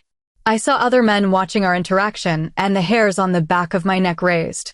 This parking lot was behind a diner that was meant for breakfast, and we were eating there at lunchtime. No one was around, and the parking lot was tucked away behind the building, placed outside of town. The man in front of me smiled a crooked smile that made my stomach twist. I'm afraid we're going to have to take you with us then, he said and went to grab my arm. I grabbed his arm and twisted until I heard a pop, then tried to get in the car. Another grabbed me around the waist as I was about to jump in. Mommy, Aaron screamed. I ground my teeth and struck the bald man until he stumbled back, then I kicked him hard enough to push him away. Another was a few feet away, and I shut the driver's side door with my foot. Irene, lock the doors. I screamed at her. She did as I said, and I was forced to the ground. My arms were pinned, and I felt myself shaking. Hair started to sprout from my arms at unnatural lengths. I growled, but the transformation was stopped when I felt a needle in my leg. I lost my breath for a moment, and my strength dwindled. I heard growling, and through my blurry vision, I saw 2 smaller wolves standing protectively, snapping at the men. No. Get back in the... I felt a blow to my head, and I saw black. I woke up in pain and weak. The memories from earlier came back, and I looked around for Irene and Aaron. I only saw Irene, and I woke her by stretching to reach her with my foot. I nudged her a few times, and she woke up with a start. Her chains clanked when she pulled on them. Hey, easy, it's just me. Calm down. I soothed her. She relaxed noticeably, but still looked on guard. She needed to be, and so did we. Where is Aaron? I asked her slowly. She seemed to still be in a daze, and she shook her head slowly, her eyes drooping again. No, Irene. Please wake up. I need you to tell me where your brother is. I pleaded, panicked. Got away, she whispered weakly. I let out a huge breath and rested my head on the cold wall. At least Aaron got away. He would find his way home. I taught him to track and discover places and things he had never seen before. He had the instincts of a wolf far older than his years. I looked back at Irene to see that she was out cold again. I heard the sound of a heavy metal door opening and nudged Irene hard with my foot. She jolted once again and looked around. The dull bulb swinging above our heads allowed me to see and make sure she wasn't severely injured. Hello, ladies.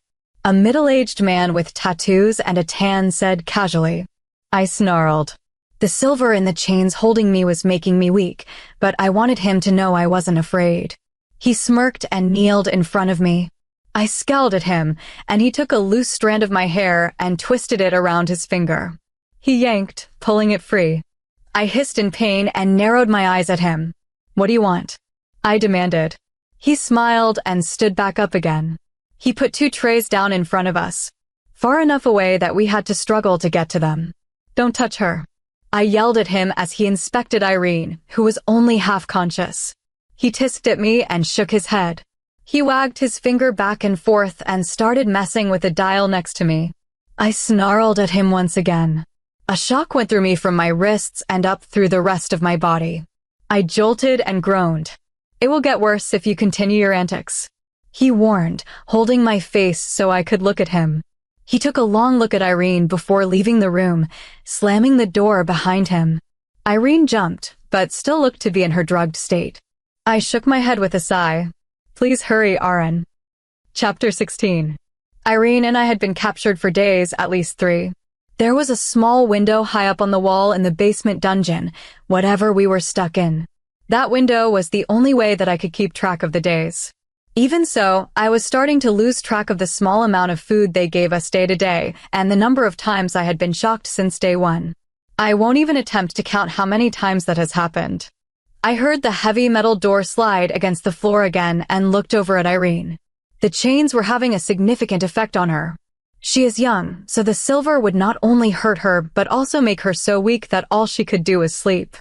I figured that it was best to let her sleep unless it was time to eat or if they were dragging us to the bathroom in the corner. And here are my 2 favorite girls. Despite their dirty dog odor, the tattooed man who always comes in smiled creepily. "Are you starting a collection of mutts, Charles?" the visitor questioned. "No, not quite. We're looking for the one that ran off a few days ago when we picked these 2 up. Fast little one, let me tell you. Skills beyond his years. I've been wondering if there is a way to get him on our side. He could be extremely useful," Charles said thoughtfully. I scoffed under my breath as if my son would ever work with them. He may be young, but he is far too smart to fall for tricks. I gasped as shocks went through me again. It was only a few seconds, but it felt like a solid minute. Charles stepped closer to me, and the light hit his face. His friend stepped up next to him as well, and they both knelt to get a better look at me. A movement caught my eye, but when I shifted to look around, I saw nothing. I looked back at the 2 men. "Is this the feisty one? The one you were saying gave all the lip?" the friend asked. "Oh yes, a soon-to-be Luna. Or she would have been anyway. That one over there is from there too, both from the same original pack too," Charles explained. He knew about my home pack. I looked him in the eye once again. It didn't make him nervous, but I wanted him to know I wasn't afraid. "What do you know about my old pack?" I asked. Charles snickered. Another movement, and this time I caught it. The snake tattoo on Charles's arm slithered to the other side of his arm before settling back in its original spot. My eyes zeroed in on the other man's lizard tattoo. I only had to wait a few moments before that tattoo started to move at the same time as the snake tattoo on Charles's arm. I swallowed past my shock and looked at Charles again. "You mean, what did I know about your pack?" "Heard there was a tragic incident about, what, a year and a half ago, Mark." Charles turned his head toward Mark. "Sounds about right," Mark said, not taking his eyes off of me for a moment. "Stop giving me the runaround. How do you know about my home pack and what do you know?" I demanded. "Your pack started to get a little too brave with our kind. Something had to be done about them, sweetness. You understand." He smirked, nodding his head, seeming satisfied with his answer. Now I was angry more than angry. I was livid. Demons. That's what they are. That's what they meant by their kind. Demons killed my pack. I knew they were demons from the moment their tattoos moved together. One was a lizard, and the other was a snake, meaning they're cousins. I narrowed my eyes at the scum kneeling face to face with me. I snarled, my eyes trying to change color. Electricity rolled through me again, and I groaned. "Don't get cocky. I have a fancy little remote for you now. I don't even have to get up to shock you." He smirked his smug smirk. Irene took that time to snort in her sleep, announcing that she was still here. I swore in my head that they had noticed her. Charles didn't even look, but Mark looked a little too long. I glared. "What about that one?" Mark asked. She is none of your business. I snapped at him. I was shocked once again. That one is from the same 2 packs. We caught her when we caught the other. She was with the smaller one trying to defend her. Charles explained. I see. A couple of strong-willed ones here. Makes it hard to decide between them. Mark said thoughtfully. Decide on what? I questioned. I was shocked again as they stood looking at Irene. I recovered and glared at his back.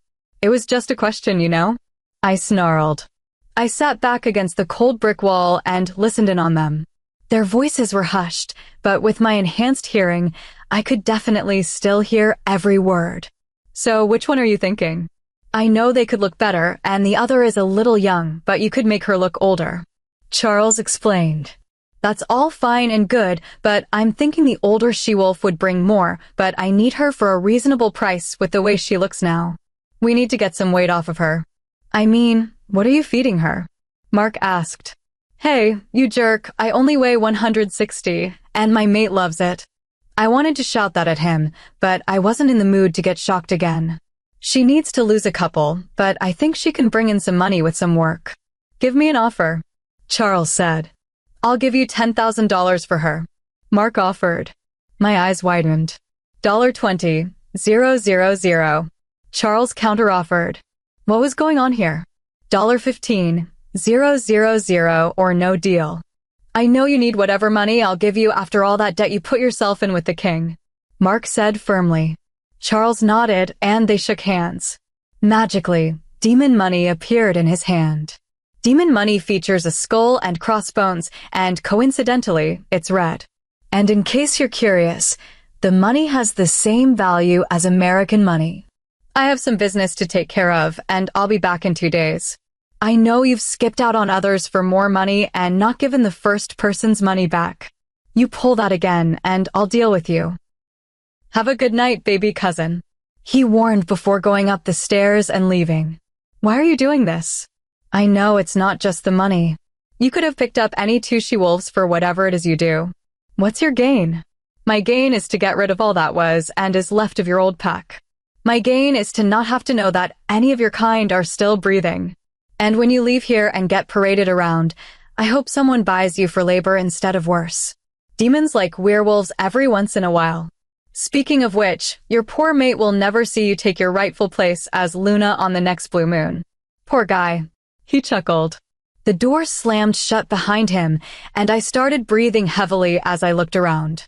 No more waiting, Irene and I are getting out of here. Chapter 17.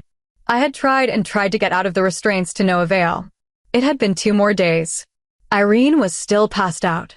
I had woken her to eat a while ago, but I was getting worried. The door opened, and I squinted as the light came in. The door slammed, and 2 big guys hoisted me up. They removed my chains and replaced them with different ones, and my strength returned about halfway through that short period. I punched the guy on my left and stomped on the foot of the guy to my right.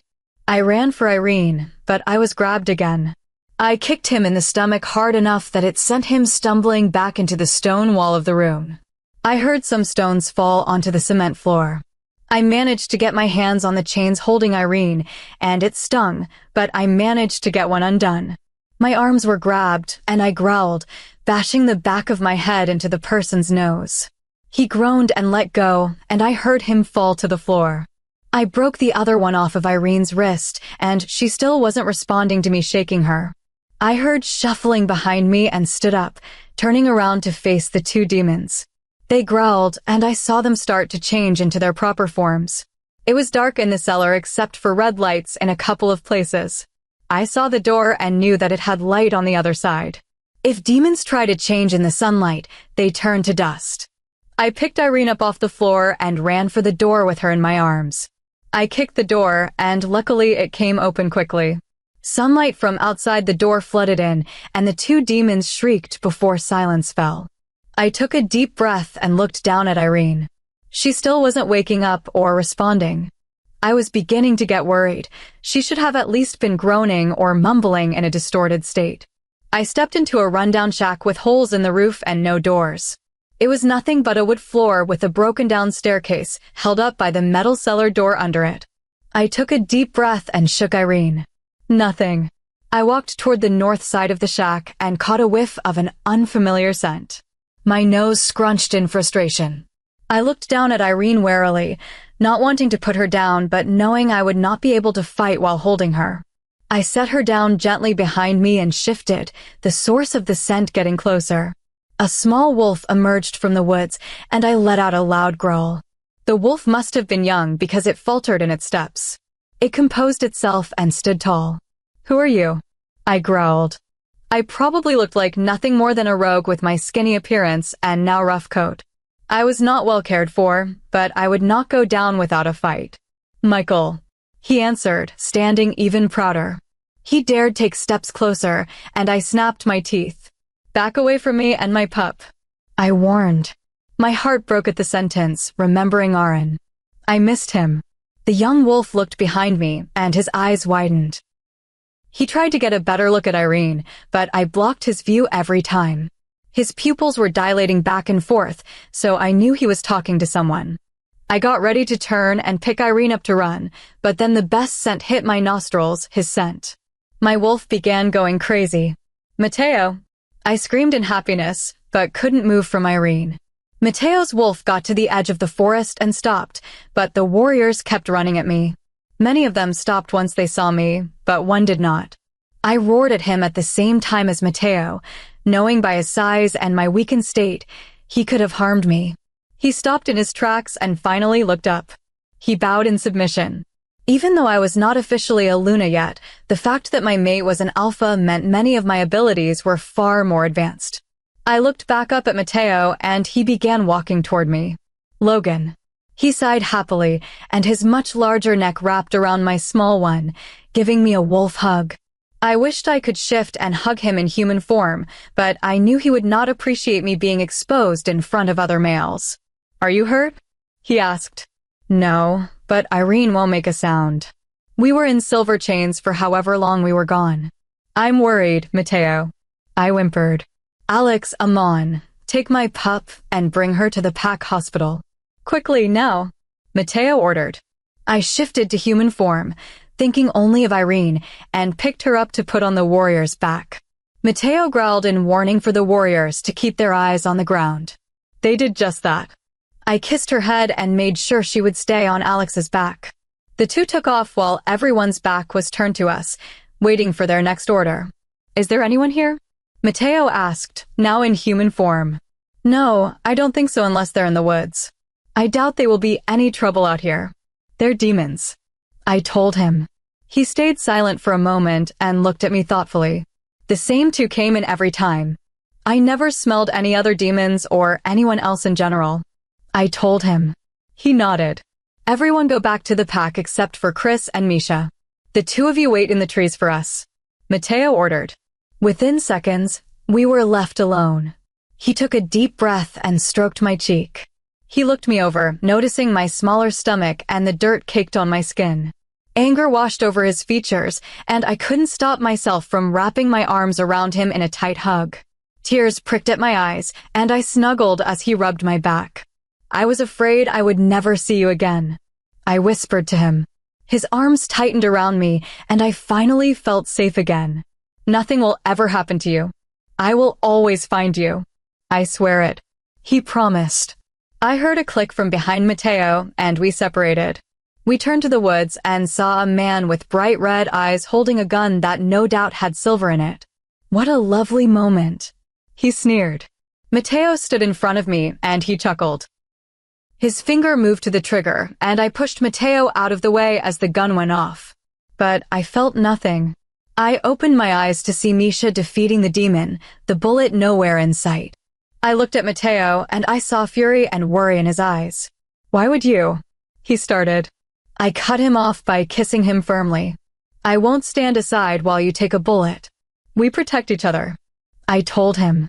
His arm set firmly around my waist, and he leaned his forehead against mine. "You are more worthy of a Luna than any other," he said. He shifted once again, and I followed his actions. "Let's go home," he said. Chapter 18. I sat in the crowded hospital on a patient bed, wearing a thin patient robe. They had to give me fluids and some food in my system, along with some other treatments. Even though I was in pretty bad shape, all I could think about was Irene and whether she was awake if she was feeling better. Her room was right next to mine. Mateo had been switching back and forth between rooms to keep an eye on us both. Right now, he was going to get a coffee for himself. We had been here for about 6 hours, undergoing various tests, receiving fluids, and having other procedures. I didn't care. I wanted Aaron and Irene in my arms. Aaron wasn't allowed in my room until I was tested for everything. I understood, but I still just wanted him with me now. I lay back and Mateo stood up, looking down at me. He smiled a small, crooked smile and put his hand on the nape of my neck, rubbing slowly. She's going to be all right. He soothed. And what if she isn't? She got out of the car to protect me. I should have protected them, not the other way around. If anything happens to her. I couldn't say anymore. I covered my eyes and cried into my hands. Mateo lifted me into a sitting position and held me for what seemed like hours until my room door opened. I didn't look up until Mateo and I were addressed. I didn't want to look up. Yes, Mateo answered. We have Irene's results back from the lab. The doctor told us. I was at attention now and listening closely. And? I pressed. The doctor looked down at her clipboard and I clenched Mateo's hand tighter. Irene was weakened by the silver chains just like you, Luna. But because of her age and maturity for a wolf, it had a greater effect. She has gotten silver poisoning from the chains that were on her wrists through the duration of your capture. I stopped listening when I heard the word silver poisoning. That was almost the equivalent of a life-threatening disease in the werewolf world. Except there is a higher survival rate, but not by much. There is a cure with a success rate of 75%. Tears seeped from my eyes and blurred my vision. She would be in the hospital for months, and if she did come out alive, her body would not be as strong as possible as she grows. They immediately recognize silver poisoning in a wolf when the blood is examined under a microscope, revealing molecule-sized pieces of silver. Many cases go undetected due to the small size of the silver particles in the blood. She wouldn't be awake yet, and I knew that now she would be in pain, even as she slept. Her bones would ache, and her veins would feel too warm, but she could do nothing about it as if she were in a coma. I guess you could call it that. I covered my face and sobbed into my hands. Mateo pulled me to his chest and tried to soothe me, but all I could do was push weakly against him. I didn't know why I did it. It wasn't his fault. I didn't know how else to react. I'm sorry, the doctor said. Your test results came back clean, so you are free to go and see your pups and anyone else you like. Once that 4 bag is empty, just ring the bell and someone will give you your discharge papers. We will do everything we can for Irene. The doctor left the room. I lifted myself out of my bed with Mateo's help and refused the wheelchair he offered with a sharp look. I was weak and relatively small, but I was not disabled. I entered Irene's room and more tears brimmed in my eyes. Her wrists were discolored with a silver tint. Her eyes were purple and her fingernails seemed fragile as my fingers skimmed them. She was pale, far too pale. I didn't want to touch her too much because I knew it might cause her pain and she wouldn't be able to tell me to stop. I had caused her enough pain. I didn't want to cause more. I love you, Irene. I whispered to her. I hoped she would connect with me through the mind link. I tried, but she must have been too weak. Nothing came through. Mateo moved her hair out of her face and looked closely at her. She was his little girl now. We're a family. And if we were to lose her, I have no idea what we would do. Get better, Squirt. Don't leave us. I heard Mateo whisper. I kissed her hand softly and wiped my tears. I leaned against Mateo and kissed his shoulder before relaxing against him. We left the hospital after a few hours of sitting in silence. I'm not sure what Mateo was thinking, but I had a blank mind, waiting for Irene to wake up. We arrived home, and I looked at the big white house. I should have felt joy, but how could I when my pup was lying unconscious in a hospital bed? Mommy, I heard a little voice scream. I smiled for the first time in a long time and knelt, opening my arms for Aaron to jump into. I gave him the biggest hug I could manage and cried silently, holding him and rocking us slowly on the floor. Where's Irene? He asked. A new bunch of tears swam down my cheeks and I sniffled. I pulled away from the hug reluctantly and told him about Irene. First, how brave she was and how she stuck it out. Then I told him about her silver poisoning. His little eyes widened, and I saw the tears brim in his eyes. Mateo put his hand out for us to stand, and we all hugged tightly. Aaron cried, clutching Mateo's shirt, and I stroked his hair, crying as well. She's gonna make it, buddy. She's strong, you know that. Mateo told Aaron. Chapter 19. That night, I stood outside on the balcony that is connected to Mateo's and my bedroom. Mateo and Aaron lay sleeping in our large bed. My worries kept me from blissful slumber, not to mention the nightmares. Nightmares of what did, could have, and may happen to Irene. I looked up at the moon and sighed, my breath of fog in the cold air.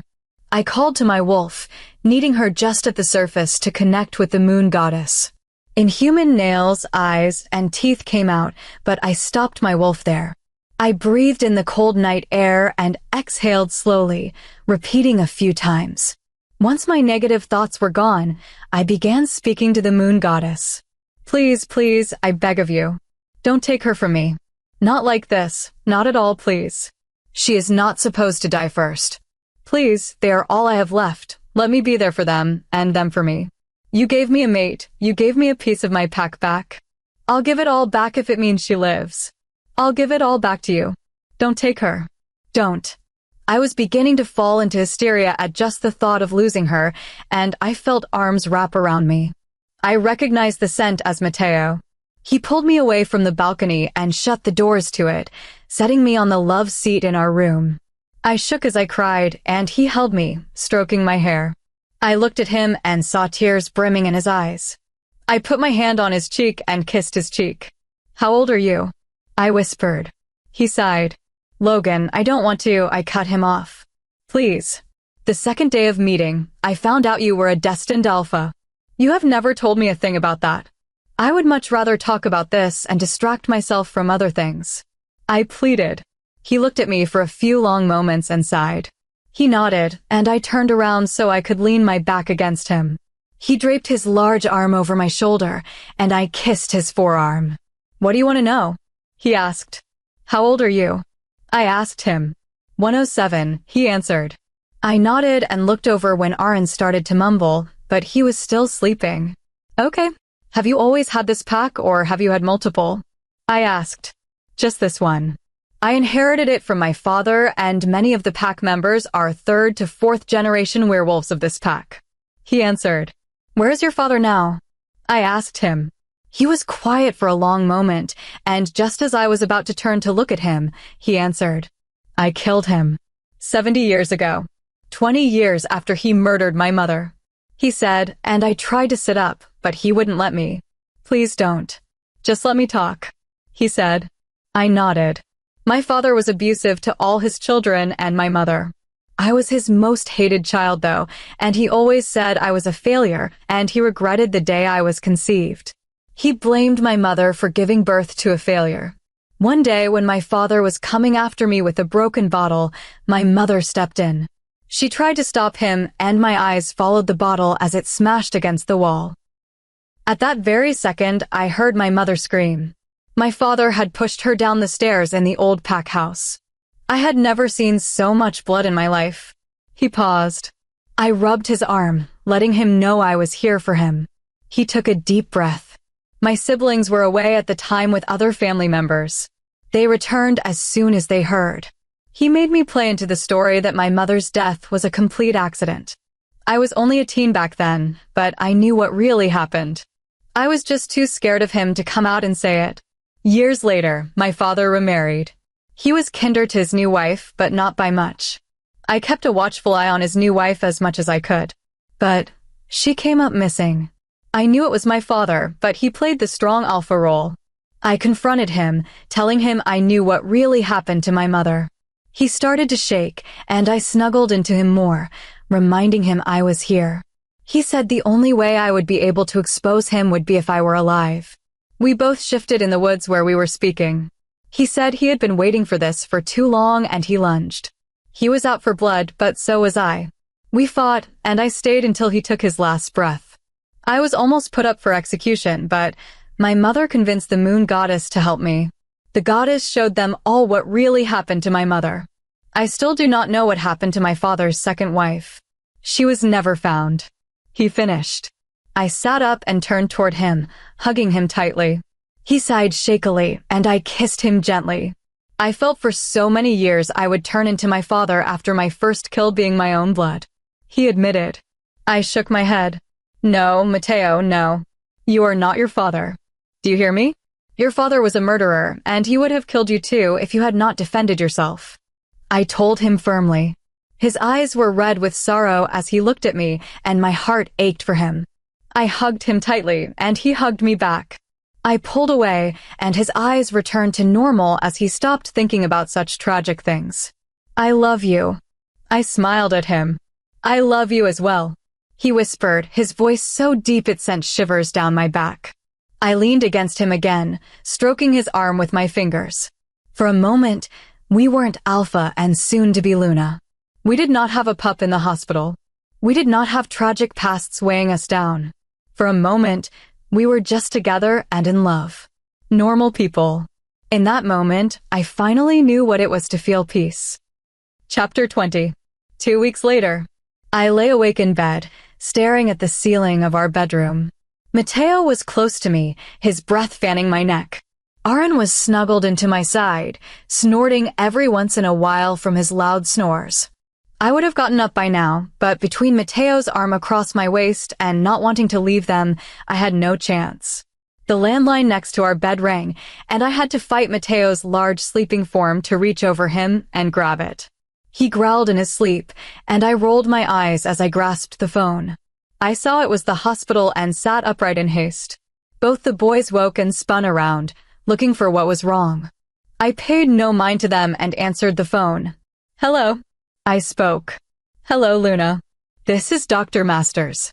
I was calling in regard to Irene. She is now stable and should be waking up shortly. I wanted to inform you so you would be here. I would like to speak to both of you once you get here. The doctor told me. Tears ran down my cheeks as I grinned.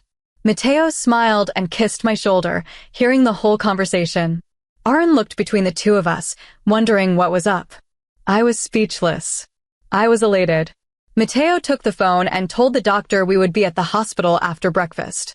I covered my face with my hands, crying and laughing into them. I leaped out of bed and changed into clothes for the day. I threw a pair of jeans and a shirt at Mateo and got Aaron up. He rubbed his eyes and walked with me to his room. Is Irene awake? He asked. She will be soon, honey. Can you get ready so we can have breakfast, please? I kissed his head and laid out an outfit for him. The three of us had breakfast and rushed off to see Irene. By the time we got there, her eyes were open and she smiled weakly at us. I rushed to her side and moved her hair from her face. Hi, Mom, she whispered. My heart swelled and I nodded, tears spilling. Hi, honey. I smiled, sitting Aaron in my lap. Mateo sat on the opposite side of her bed and smiled at her. Hi, she whispered, her finger twitching toward his hand. He wrapped his finger around hers, and she winced. Mateo tried to pull away, but she held on tighter, wincing again. Don't let go, she whispered. Not for a moment. Never again, he swore. I grinned as she looked at Aaron. She smiled and Aaron waved, smiling at her. She giggled and winced once again. I looked down as Aaron put his hand next to hers and saw that as she tried to move her finger, her hands and wrists flexed, showing that her veins were still silver. Before I could think about what that could mean, there was a knock at the door. Dr. Masters smiled and entered the room. Good morning, Alpha Luna. And good morning, Irene. I hope you're feeling better. Hello, Aaron. Could I possibly see the two of you in my office? She asked, looking at Mateo and me. We nodded, and I sat Aaron in my seat. I softly closed Irene's door as I left. I looked at the two of them talking and smiled before taking Mateo's hand, following the doctor down the hall. She seems much better, Mateo said gratefully. She is, except for some things, she said sadly. What things? I asked, worrying. She sighed. Something happened with Irene during recovery. Her body healed remarkably, most likely due to her alpha bloodlines. but there is still a portion of the poison in her left arm. This is preventing her from making a full recovery. At this rate, with her arm not recovering, she would only gain 65% of her strength back. That percent, as you know, is not enough for her to connect with her wolf. Her wolf is not present and will never be if this persists. She explained. My jaw must have been on the floor at this new information. Was she saying? So what does that mean? I mean what? What has to? What do you? Mateo stuttered for words, knowing deep down exactly what it meant. In order for Irene to have full recovery and strength and come back in contact with her wolf, we would have to amputate Irene's arm from the elbow down. She said. The air in my lungs seemed like it was pushed out in one huge, violent shove. I put my face in my hands and felt tears drop into my palms. God, this was all my fault. Dr. Masters, is there anything else that could possibly be done? I begged. She sighed and shook her head in defeat. I've mulled over this since I found out 5 days ago. I've run countless tests. The only other option is to let Irene go on with such a danger in her arm. She would have to live as a sick human if we don't amputate. I'm sorry, she said solemnly. I was speechless, and all I could do was sit back in my chair and reflect on everything that had happened. I just have to know what the two of you want done, she said softly. It's not our choice, I said suddenly. Mateo took my hand and looked at me with grave eyes. It's not. It's not our choice, Mateo. We can't just decide this for her. She's not a little kid. She understands. I said. I can give you a while to talk it over with Irene? She suggested. I nodded. We all exited her office, and Mateo was quiet. You didn't say much in there, I said to him. I didn't really know what to say. He said weakly. What do you think she'll say? I asked quietly. Either way she chooses to go, she loses. We lose. She is basically human with it, and without it she is a weak she-wolf. She will hate both options, as do I. He said, defeated. I nodded.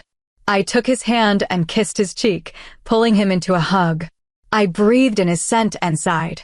I had no idea how we were going to do this. Chapter 21. Mateo and I entered Irene's room to see Manuel and Jason sitting on either side of her bed. She was smiling as she talked to them. Jason was here a few days ago, but Manuel had been away for a few weeks. I was surprised to see him. He stood, and Mateo pulled him into a hug.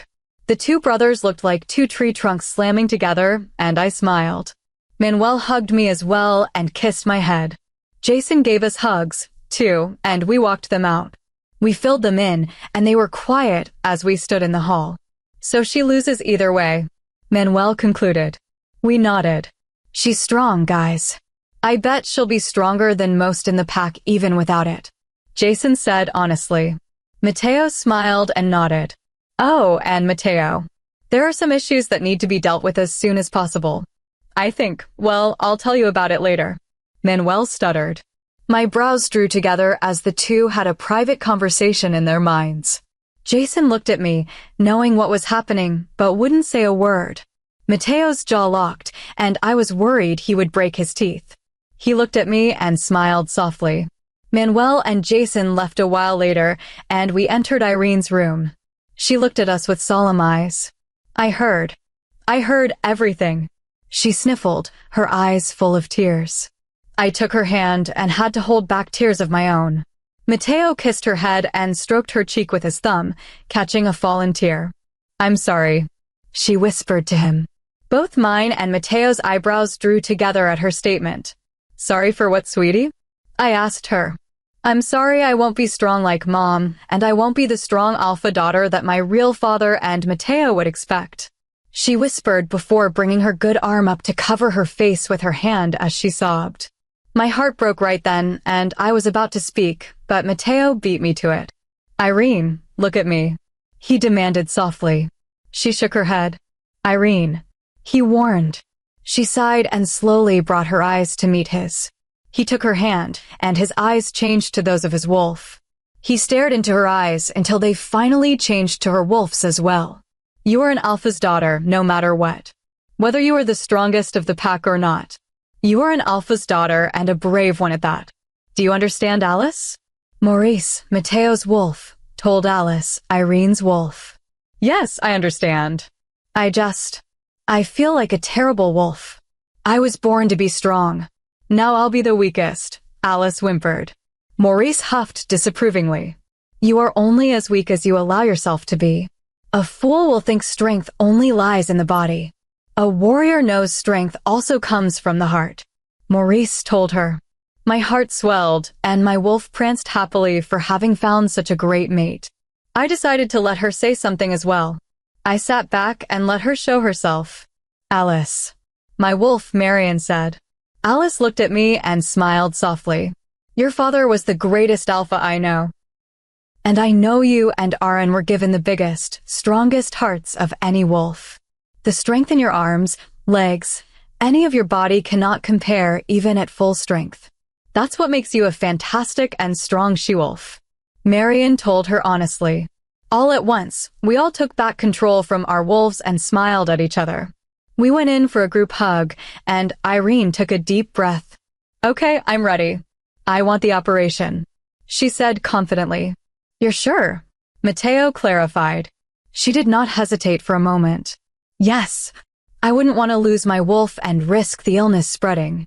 I want to do it, she told us. I smiled softly at her and nodded, kissing her head. I'll inform Dr. Masters, I told her and exited her hospital room. After informing the doctor of Irene's decision, she said Irene would begin prepping for surgery tomorrow morning. I let out a shaky breath and sat outside Irene's room to gather my thoughts. I put my face in my hands and massaged my scalp. I heard someone sit next to me and chuckled as Manuel gave me a goofy smile. Jason sat on the other side of me on the cold floor. I thought you guys left, I said. Well, we did, but we wanted to come back and make sure everything was still okay. Plus, you have more visitors. Jason pointed. I looked and saw Beatrice with her daughter and many other pack members. I smiled and Aaron ran over, hugging me. I hugged Beatrice and as many people as I could. How is she? Everyone asked. She's going to be all right. We just have one more hurdle to jump, but she can do it. She's very strong, I informed them. They all cheered gratefully. Thank you so much for coming, everyone. You can take turns saying some things to Irene if you'd like.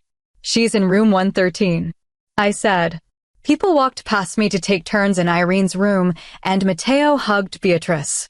Mina and Aaron walked away to sit on the bench together, and a couple of other kids followed, sitting beside them and starting a game. We chatted with pack members, and then a nurse informed everyone that visiting hours were over.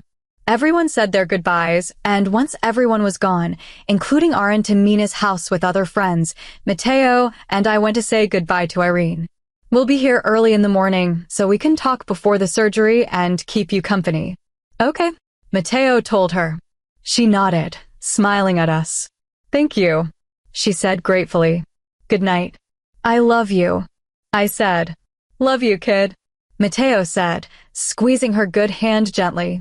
Love you guys too. Good night, she said, and we took our leave. I have an idea for what we can do when we get home. I smirked at Matteo, feeling actually pretty standard and peaceful since being taken. Oh, really? He asked, intrigued. We both chuckled as we made our way to the car in the parking lot. Chapter 22. A week later. Irene went through her surgery like a champ. They had done a great job, and with the arm gone, her healing abilities were back to full strength. She recovered in only a week's time. I was so glad to have everyone back together, but then Matteo began acting strangely. On edge most of the time. I couldn't put my finger on it. I wondered if it was because I was going to be Crown Luna in 2 weeks, but dismissed the thought. He was excited for that, not nervous. Even when we spent time together, it seemed like his mind was partly somewhere else, and I had been dodging deeper intimacy until I figured out what was going on. I served the kids their breakfast and kissed each of their heads. They would be starting school soon, and they were elated. They would each be starting a couple of grades behind, which they were a little embarrassed about. I told them there was nothing to worry about. Everyone loves them, and they would make friends their own age, too. Matteo never came down for breakfast, and I sighed, putting the dishes in the sink. I walked up to his office and knocked before entering. You weren't at breakfast, I concluded. I'm sorry, I was trying to figure something out. he replied, not looking up from his desk. I sighed and stomped over to his desk, sitting on the papers he was working on. He looked up in surprise, his 5 o'clock shadow evident. What is up with you? You're never around us, and even when you are, your head is somewhere else. We're a family, Mateo. You want to tell me what's up yet? I pressed. He sighed and put his palm on my leg, rubbing soothing circles. I folded my arms across my chest.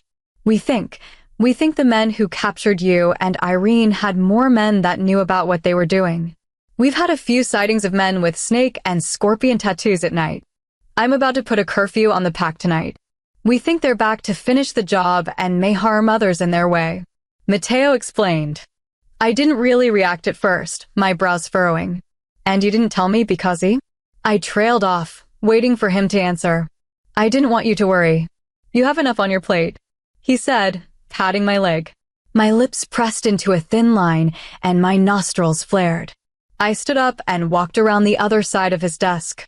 I have the same amount of things on my plate as you do on yours. Honestly, Mateo, you can't just keep things from me and expect that to come off as protecting me. I'm about to be your Luna, and if this is how you're going to include me, then maybe I want no part of this. I said sharply before turning to storm out. A hand caught my arm before I could leave, and Mateo spun me around to face him. His lips connected with mine, and I softened for a moment as he wrapped his arms around my waist and mine around his neck. I pulled away and glared slightly.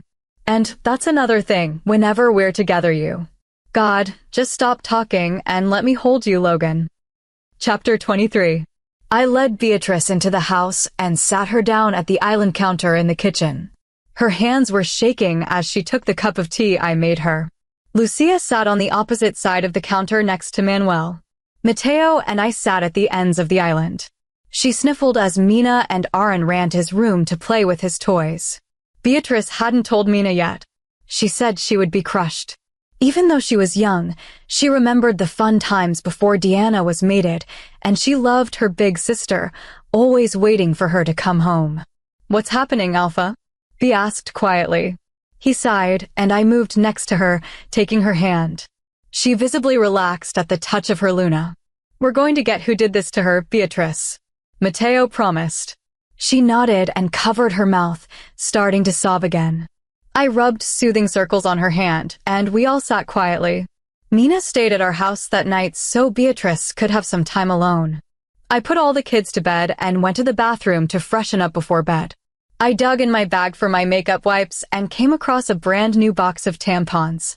My brows furrowed slightly, and I took them out. I checked the calendar in the bathroom and realized I was 6 days late for my period. My eyes widened, and I sat on the counter, biting my nails. Did we? I sighed shakily and thought about it for a while. A knock on the door shook my thoughts away. Hey, babe. You all right in there? Mateo asked from the other side of the door. Yeah, I'm fine. I'll be out in a second. I called back. I put everything away and removed my makeup before exiting the bathroom. Mateo was scrolling through something on his phone and turned his gaze to me.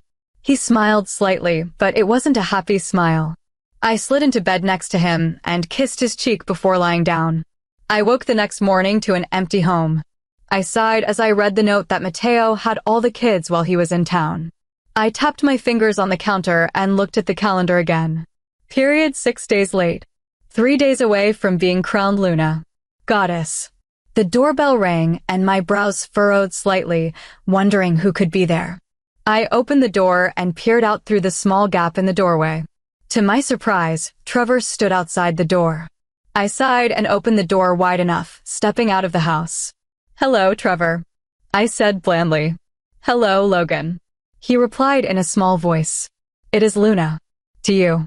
I told him curtly. I understood that he had lost his mate and his unborn child. But at the same time, he had not thought enough to cherish her while she was truly alive. A wolf like that had much to make up for disrespecting his mate, not to mention the goddess herself. I know what you must think of me. I think of myself the same. I should have treated her right, but I did not. I was cruel and unfaithful. He sniffled, choking on his words. My eyes narrowed. Why did you come here, Trevor?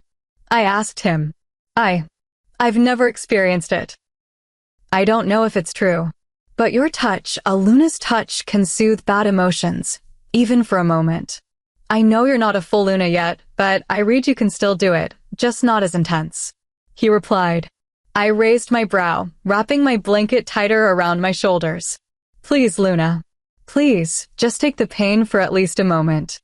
He shuddered, sobbing. I sighed, my heart going out to him slightly.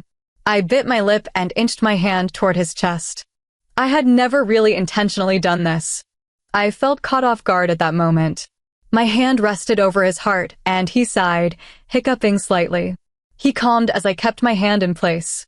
Thank you, he whispered, tears coming back. I nodded gently. He sulked away back the way he came, and my heart ached for him. I couldn't imagine losing Mateo, or an unborn child.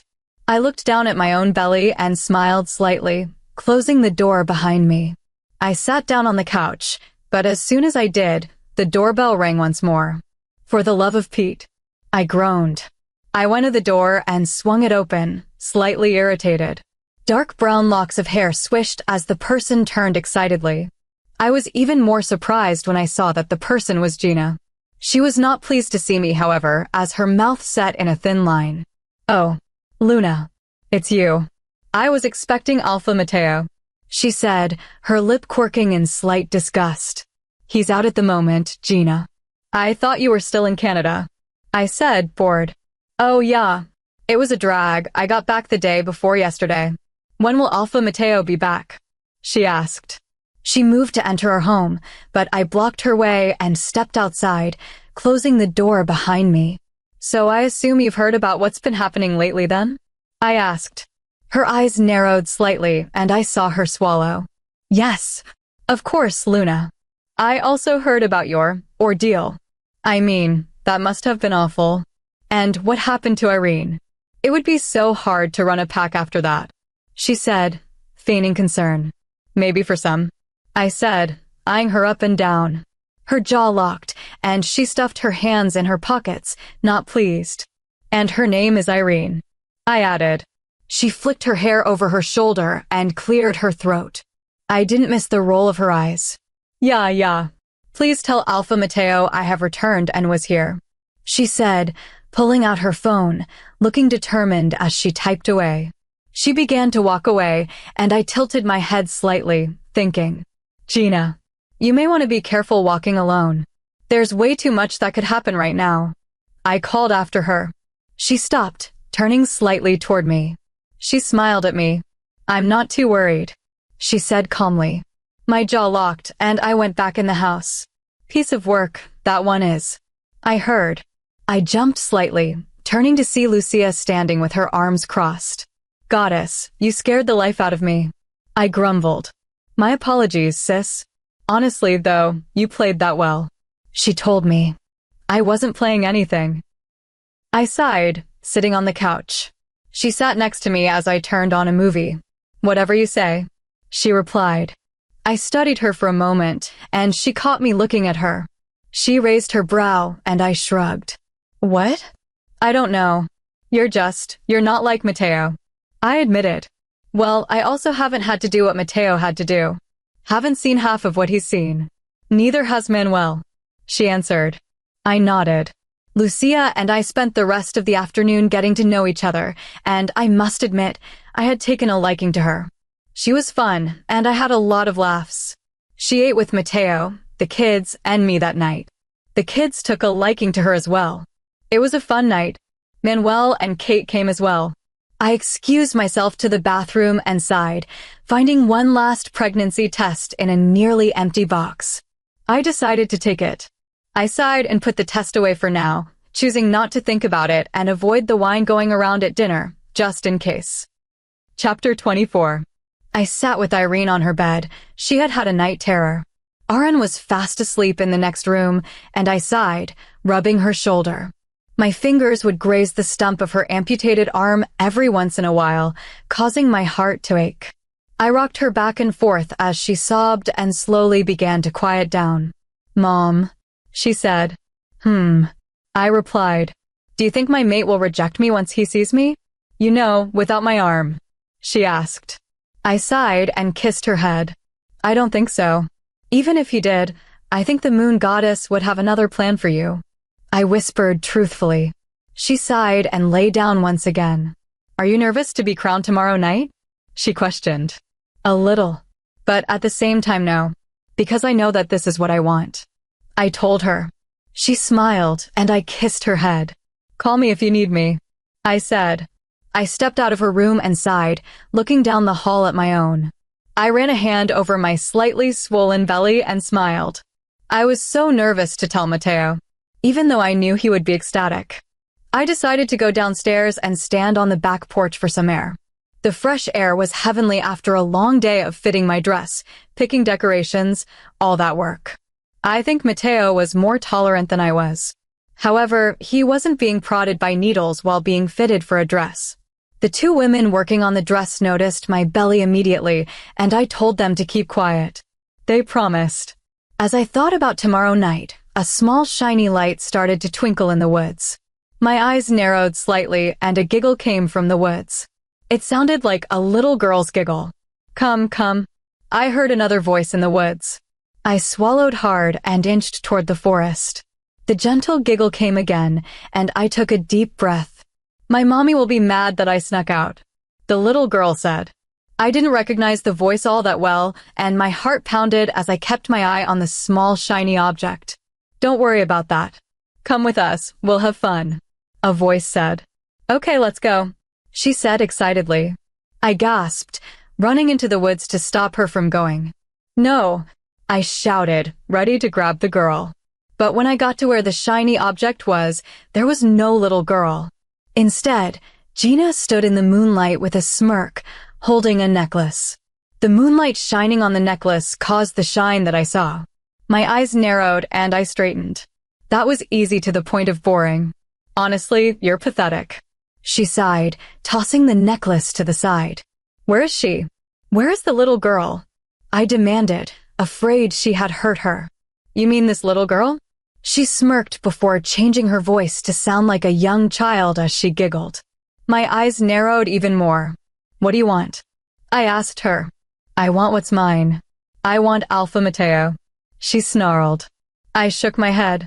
He's not yours, Gina. He's mine. That's the way it was made to be, and that's the way it will stay. I replied. Not if I have anything to do with it. I expected you to be out of the picture by the time I got back. But I guess my idiotic cousins were too dense to take on a weak she-wolf and her pup. She scoffed. You did that? You sent them after us. I sneered. Boy, you catch on fast.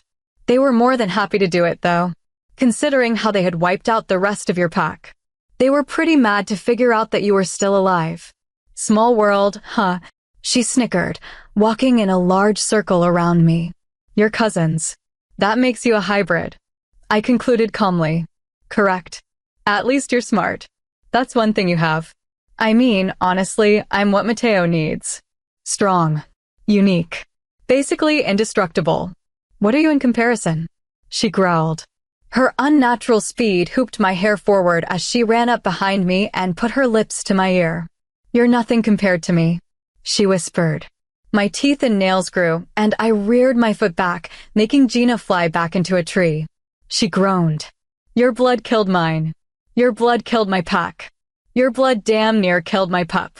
Now, I'm going to stop you, I promised her as she stood up. I heard twigs snap behind me and saw 5 demons emerge from the woods. She hissed the way only a demon could. They all stopped. She's mine, she told them. I smirked. She ran at me and threw her fist at me, which I caught and spun her onto her back. I got on top of her and started to strike, my nails sinking into her cheek, missing her neck. She let out a demonic scream and shoved me so that I flew off her. I caught myself on a tree and waited for her to climb it. She climbed toward me, and I let my wolf take over, grabbing her by the hair and flipping her 10 feet back onto the ground. She landed on her feet, and I jumped on her shoulders, pressing my nails into her chest. She screeched, trying to throw me off. A hand grabbed my shirt and threw me across the clearing in the forest we had gotten to. My head smacked against the ground, and I shook the pain off. I told you not to help. She screamed like a tyrant. I looked up to see her stab him with an odd-looking stake, covered in glowing jewels and black metal. A Shanaze, I realized. One of the few things, besides sunlight, that can kill a demon. The demon screamed briefly before turning to ash. I rolled into taller grass and waited for her to come after me. "Logan, come out, you dirty little rogue," she sneered. She put the stake in a pouch on her hip, and I grabbed a large rock that lay next to me. She got close enough that I grabbed her foot and yanked so she fell on her back. I lunged forward and smashed the rock into her head. She was stunned and shrieked. I tipped the pouch from her hip and stood up, taking it out. She stood up quickly, feeling for the pouch until she saw me holding the dagger. She began to shake, and her skin began to sizzle, which is when I knew I was about to see a very ugly demon she-wolf hybrid. She was about to run toward me when we all heard growls and snarls from outside the clearing. 3 wolves came from one side of the forest, and 5 more from the other side. I could pick out Mateo's, but not who the others were. While Gina was distracted, I kicked her to the ground and brought the dagger down, but missed as she jerked to the side. The dagger stabbed into the soil, and she kicked me away from her. She grabbed the dagger and stood up straight. I kicked at her, but she grabbed my ankle and threw me once more. I breathed heavily, looking down at my stomach once. I had not landed on it once. Gina saw where I was looking and saw the slight bulge of my stomach. Her eyes blazed an ugly yellow/red, and she screamed loud enough that everyone stopped. "You don't deserve him," she screamed. She ran at me, and I jumped up and then over Gina. She turned around, furious, and swung the dagger at me. I kicked the dagger out of her hand, sending her flying half the length of the large clearing with a hard kick. I shifted right then and noticed the fight between the wolves and demons was over. The last demon was just going down. Mateo turned toward us as Gina recovered and shifted. We ran at each other and both leaped into the air, just about to collide, teeth at the ready. But suddenly, Gina collapsed with a large yelp. I landed unharmed and turned around to see that Beatrice had gotten the dagger and, in human form, plunged the dagger into Gina's side. Beatrice looked up as Gina involuntarily shifted back to human form. I panted, shifting as well as everyone else. Mommy's little girl was avenged. I'm impressed. Gina cackled, blood coming out of her mouth. The poison of the dagger not quite reaching her half-demon heart. "You killed Deanna," Beatrice said through clenched teeth. "I've ended many lives." She smirked. "She trusted you. She told you about her unborn pup." Bea exclaimed. "She had what I wanted. She had Trevor, she had his pup. He promised me those things. I would have discarded him anyway. I always wanted you, Mateo." She sighed, reaching for him. I stepped on her wrist and she groaned. She sighed shakily and shook her head. "You're weak," she told me. "No, Gina." I shook my head. "I'm a Luna. And you're as good as gone," I whispered in her ear. Her jaw locked, and a tear escaped her eye as she let out her last breath. I sighed and looked around at everyone who was here: Mateo, Manuel, Jason, Lucia, Stacy, Trevor, and another wolf that stood back. My mouth dropped as I saw the 3-legged wolf standing sheepishly behind the small crowd of people. "Irene, Mateo, you brought her here," I exclaimed, standing and running over to her. She whined as I lifted her large legs and paws, observing her for wounds. "No, I told her to stay with Aaron and she followed us here. I didn't even realize she was here until the fight was almost over," Mateo growled. "Shift right now," I exclaimed. She whined and did as she was told. She stood shyly and refused to meet my eye. "What were you thinking? Where is Aaron? Do you know what could have happened to you?" I yelled, afraid, as I hugged her tight. I pulled away, furious, but it turned to confusion as I saw her grinning. "Mom, it's okay. Aaron is with Aunt Kate." "I did it, Mom." I fought like a normal wolf. It was like I wasn't even missing a limb. She sniffled, overjoyed. "Oh my goddess. You couldn't have just gone to pack training on a different day." I groaned, hugging her again. She laughed and hugged me tight with her arm. I sighed, burying my nose in her shoulder, savoring her scent. "Let's go home," I told her, and everyone shifted. I took the dagger from the ground where Gina's ashes lay with my teeth and ran with everyone back to the pack house. Clothes were scattered outside our home, and everyone got dressed except me because I needed new clothes. Everyone sat around the table quietly. Aaron rubbed his sleepy eyes in his jammies as he sat on Kate's lap, and Irene snuggled against Mateo. They were all looking at me expectantly, and I raised my brow. "Is there something you want to share with us, dear Luna?" Kate smiled brightly. I blushed and looked down at my bare feet. I looked at Mateo, and a crooked smile was on his lips. "I'm pregnant," I said softly, looking straight at Mateo. The crooked smile changed to a giant grin as he ran and swung me around, hollering excitedly. Everyone cheered, breaking open champagne and taking out the grape juice and glasses. Mateo looked into my eyes with adoration, and I laughed happily. "Please, don't ever do something like that again," he whispered pleadingly. I nodded. "I won't go alone." "I'll have you next time," I whispered. "You'll always have me," he promised. "Is it over, Mateo? Truly over? No more demons or demon cousins or hybrids?" I asked him. "It's all over, baby. Demons were near extinct when this happened. They won't come for us ever again," he replied. I nodded and pressed my lips to his, giggling as everyone called for us to celebrate. Chapter 25. My heart seemed like it was on the verge of beating right out of my chest. I tried to keep my hands from sweating. I couldn't contain my nerves. This was the joining of an alpha and a Luna. There were similar things to marriage, but this was different, sacred. A priest does not join Alpha and Luna, but by the moon goddess herself. That is the way it has always been, unless an Alpha loses his Luna and takes another, or vice versa. Irene came up next to me and smiled brightly. Aaron was already standing next to Mateo, happy as could be. "Nervous?" she asked. "Extremely," I whispered. "Oh, please. You survived so much already. This is a piece of cake," Lucia said with a chuckle as she slid my heel on. I laughed and folded my hands, sighing. Since I didn't have my father, mother, or siblings to give consent for me to be Luna, I decided to walk alone down the aisle and give myself permission. That was all I would ever need anyway. Lucia, Kate, and Irene all kissed my cheek and left to take their seats. Soft music began to play, cueing me. I sighed shakily and unfolded my hands so I could walk with poise. Everyone looked at me when I emerged from around the corner, and I took a deep breath. It was immediately knocked out of me when I looked up to see Mateo in a fitted black tux, waiting for me. Everything else seemed to fade away, and it was just him and me. My legs seemed to move without hesitation as all I wanted to do was take his hands in mine. The bright moon shone down with a beautiful glow on his eyes. Everyone sat once Mateo took my hands. There was no priest or formal officiant, just us, our children, and the moon goddess as our witness. Irene stood by my side and Aaron by his. I smiled brightly, waiting for Mateo to begin. "Logan, I thank the moon goddess every day for giving me a wonderful mate. You have a heart and soul that shine brighter than any light.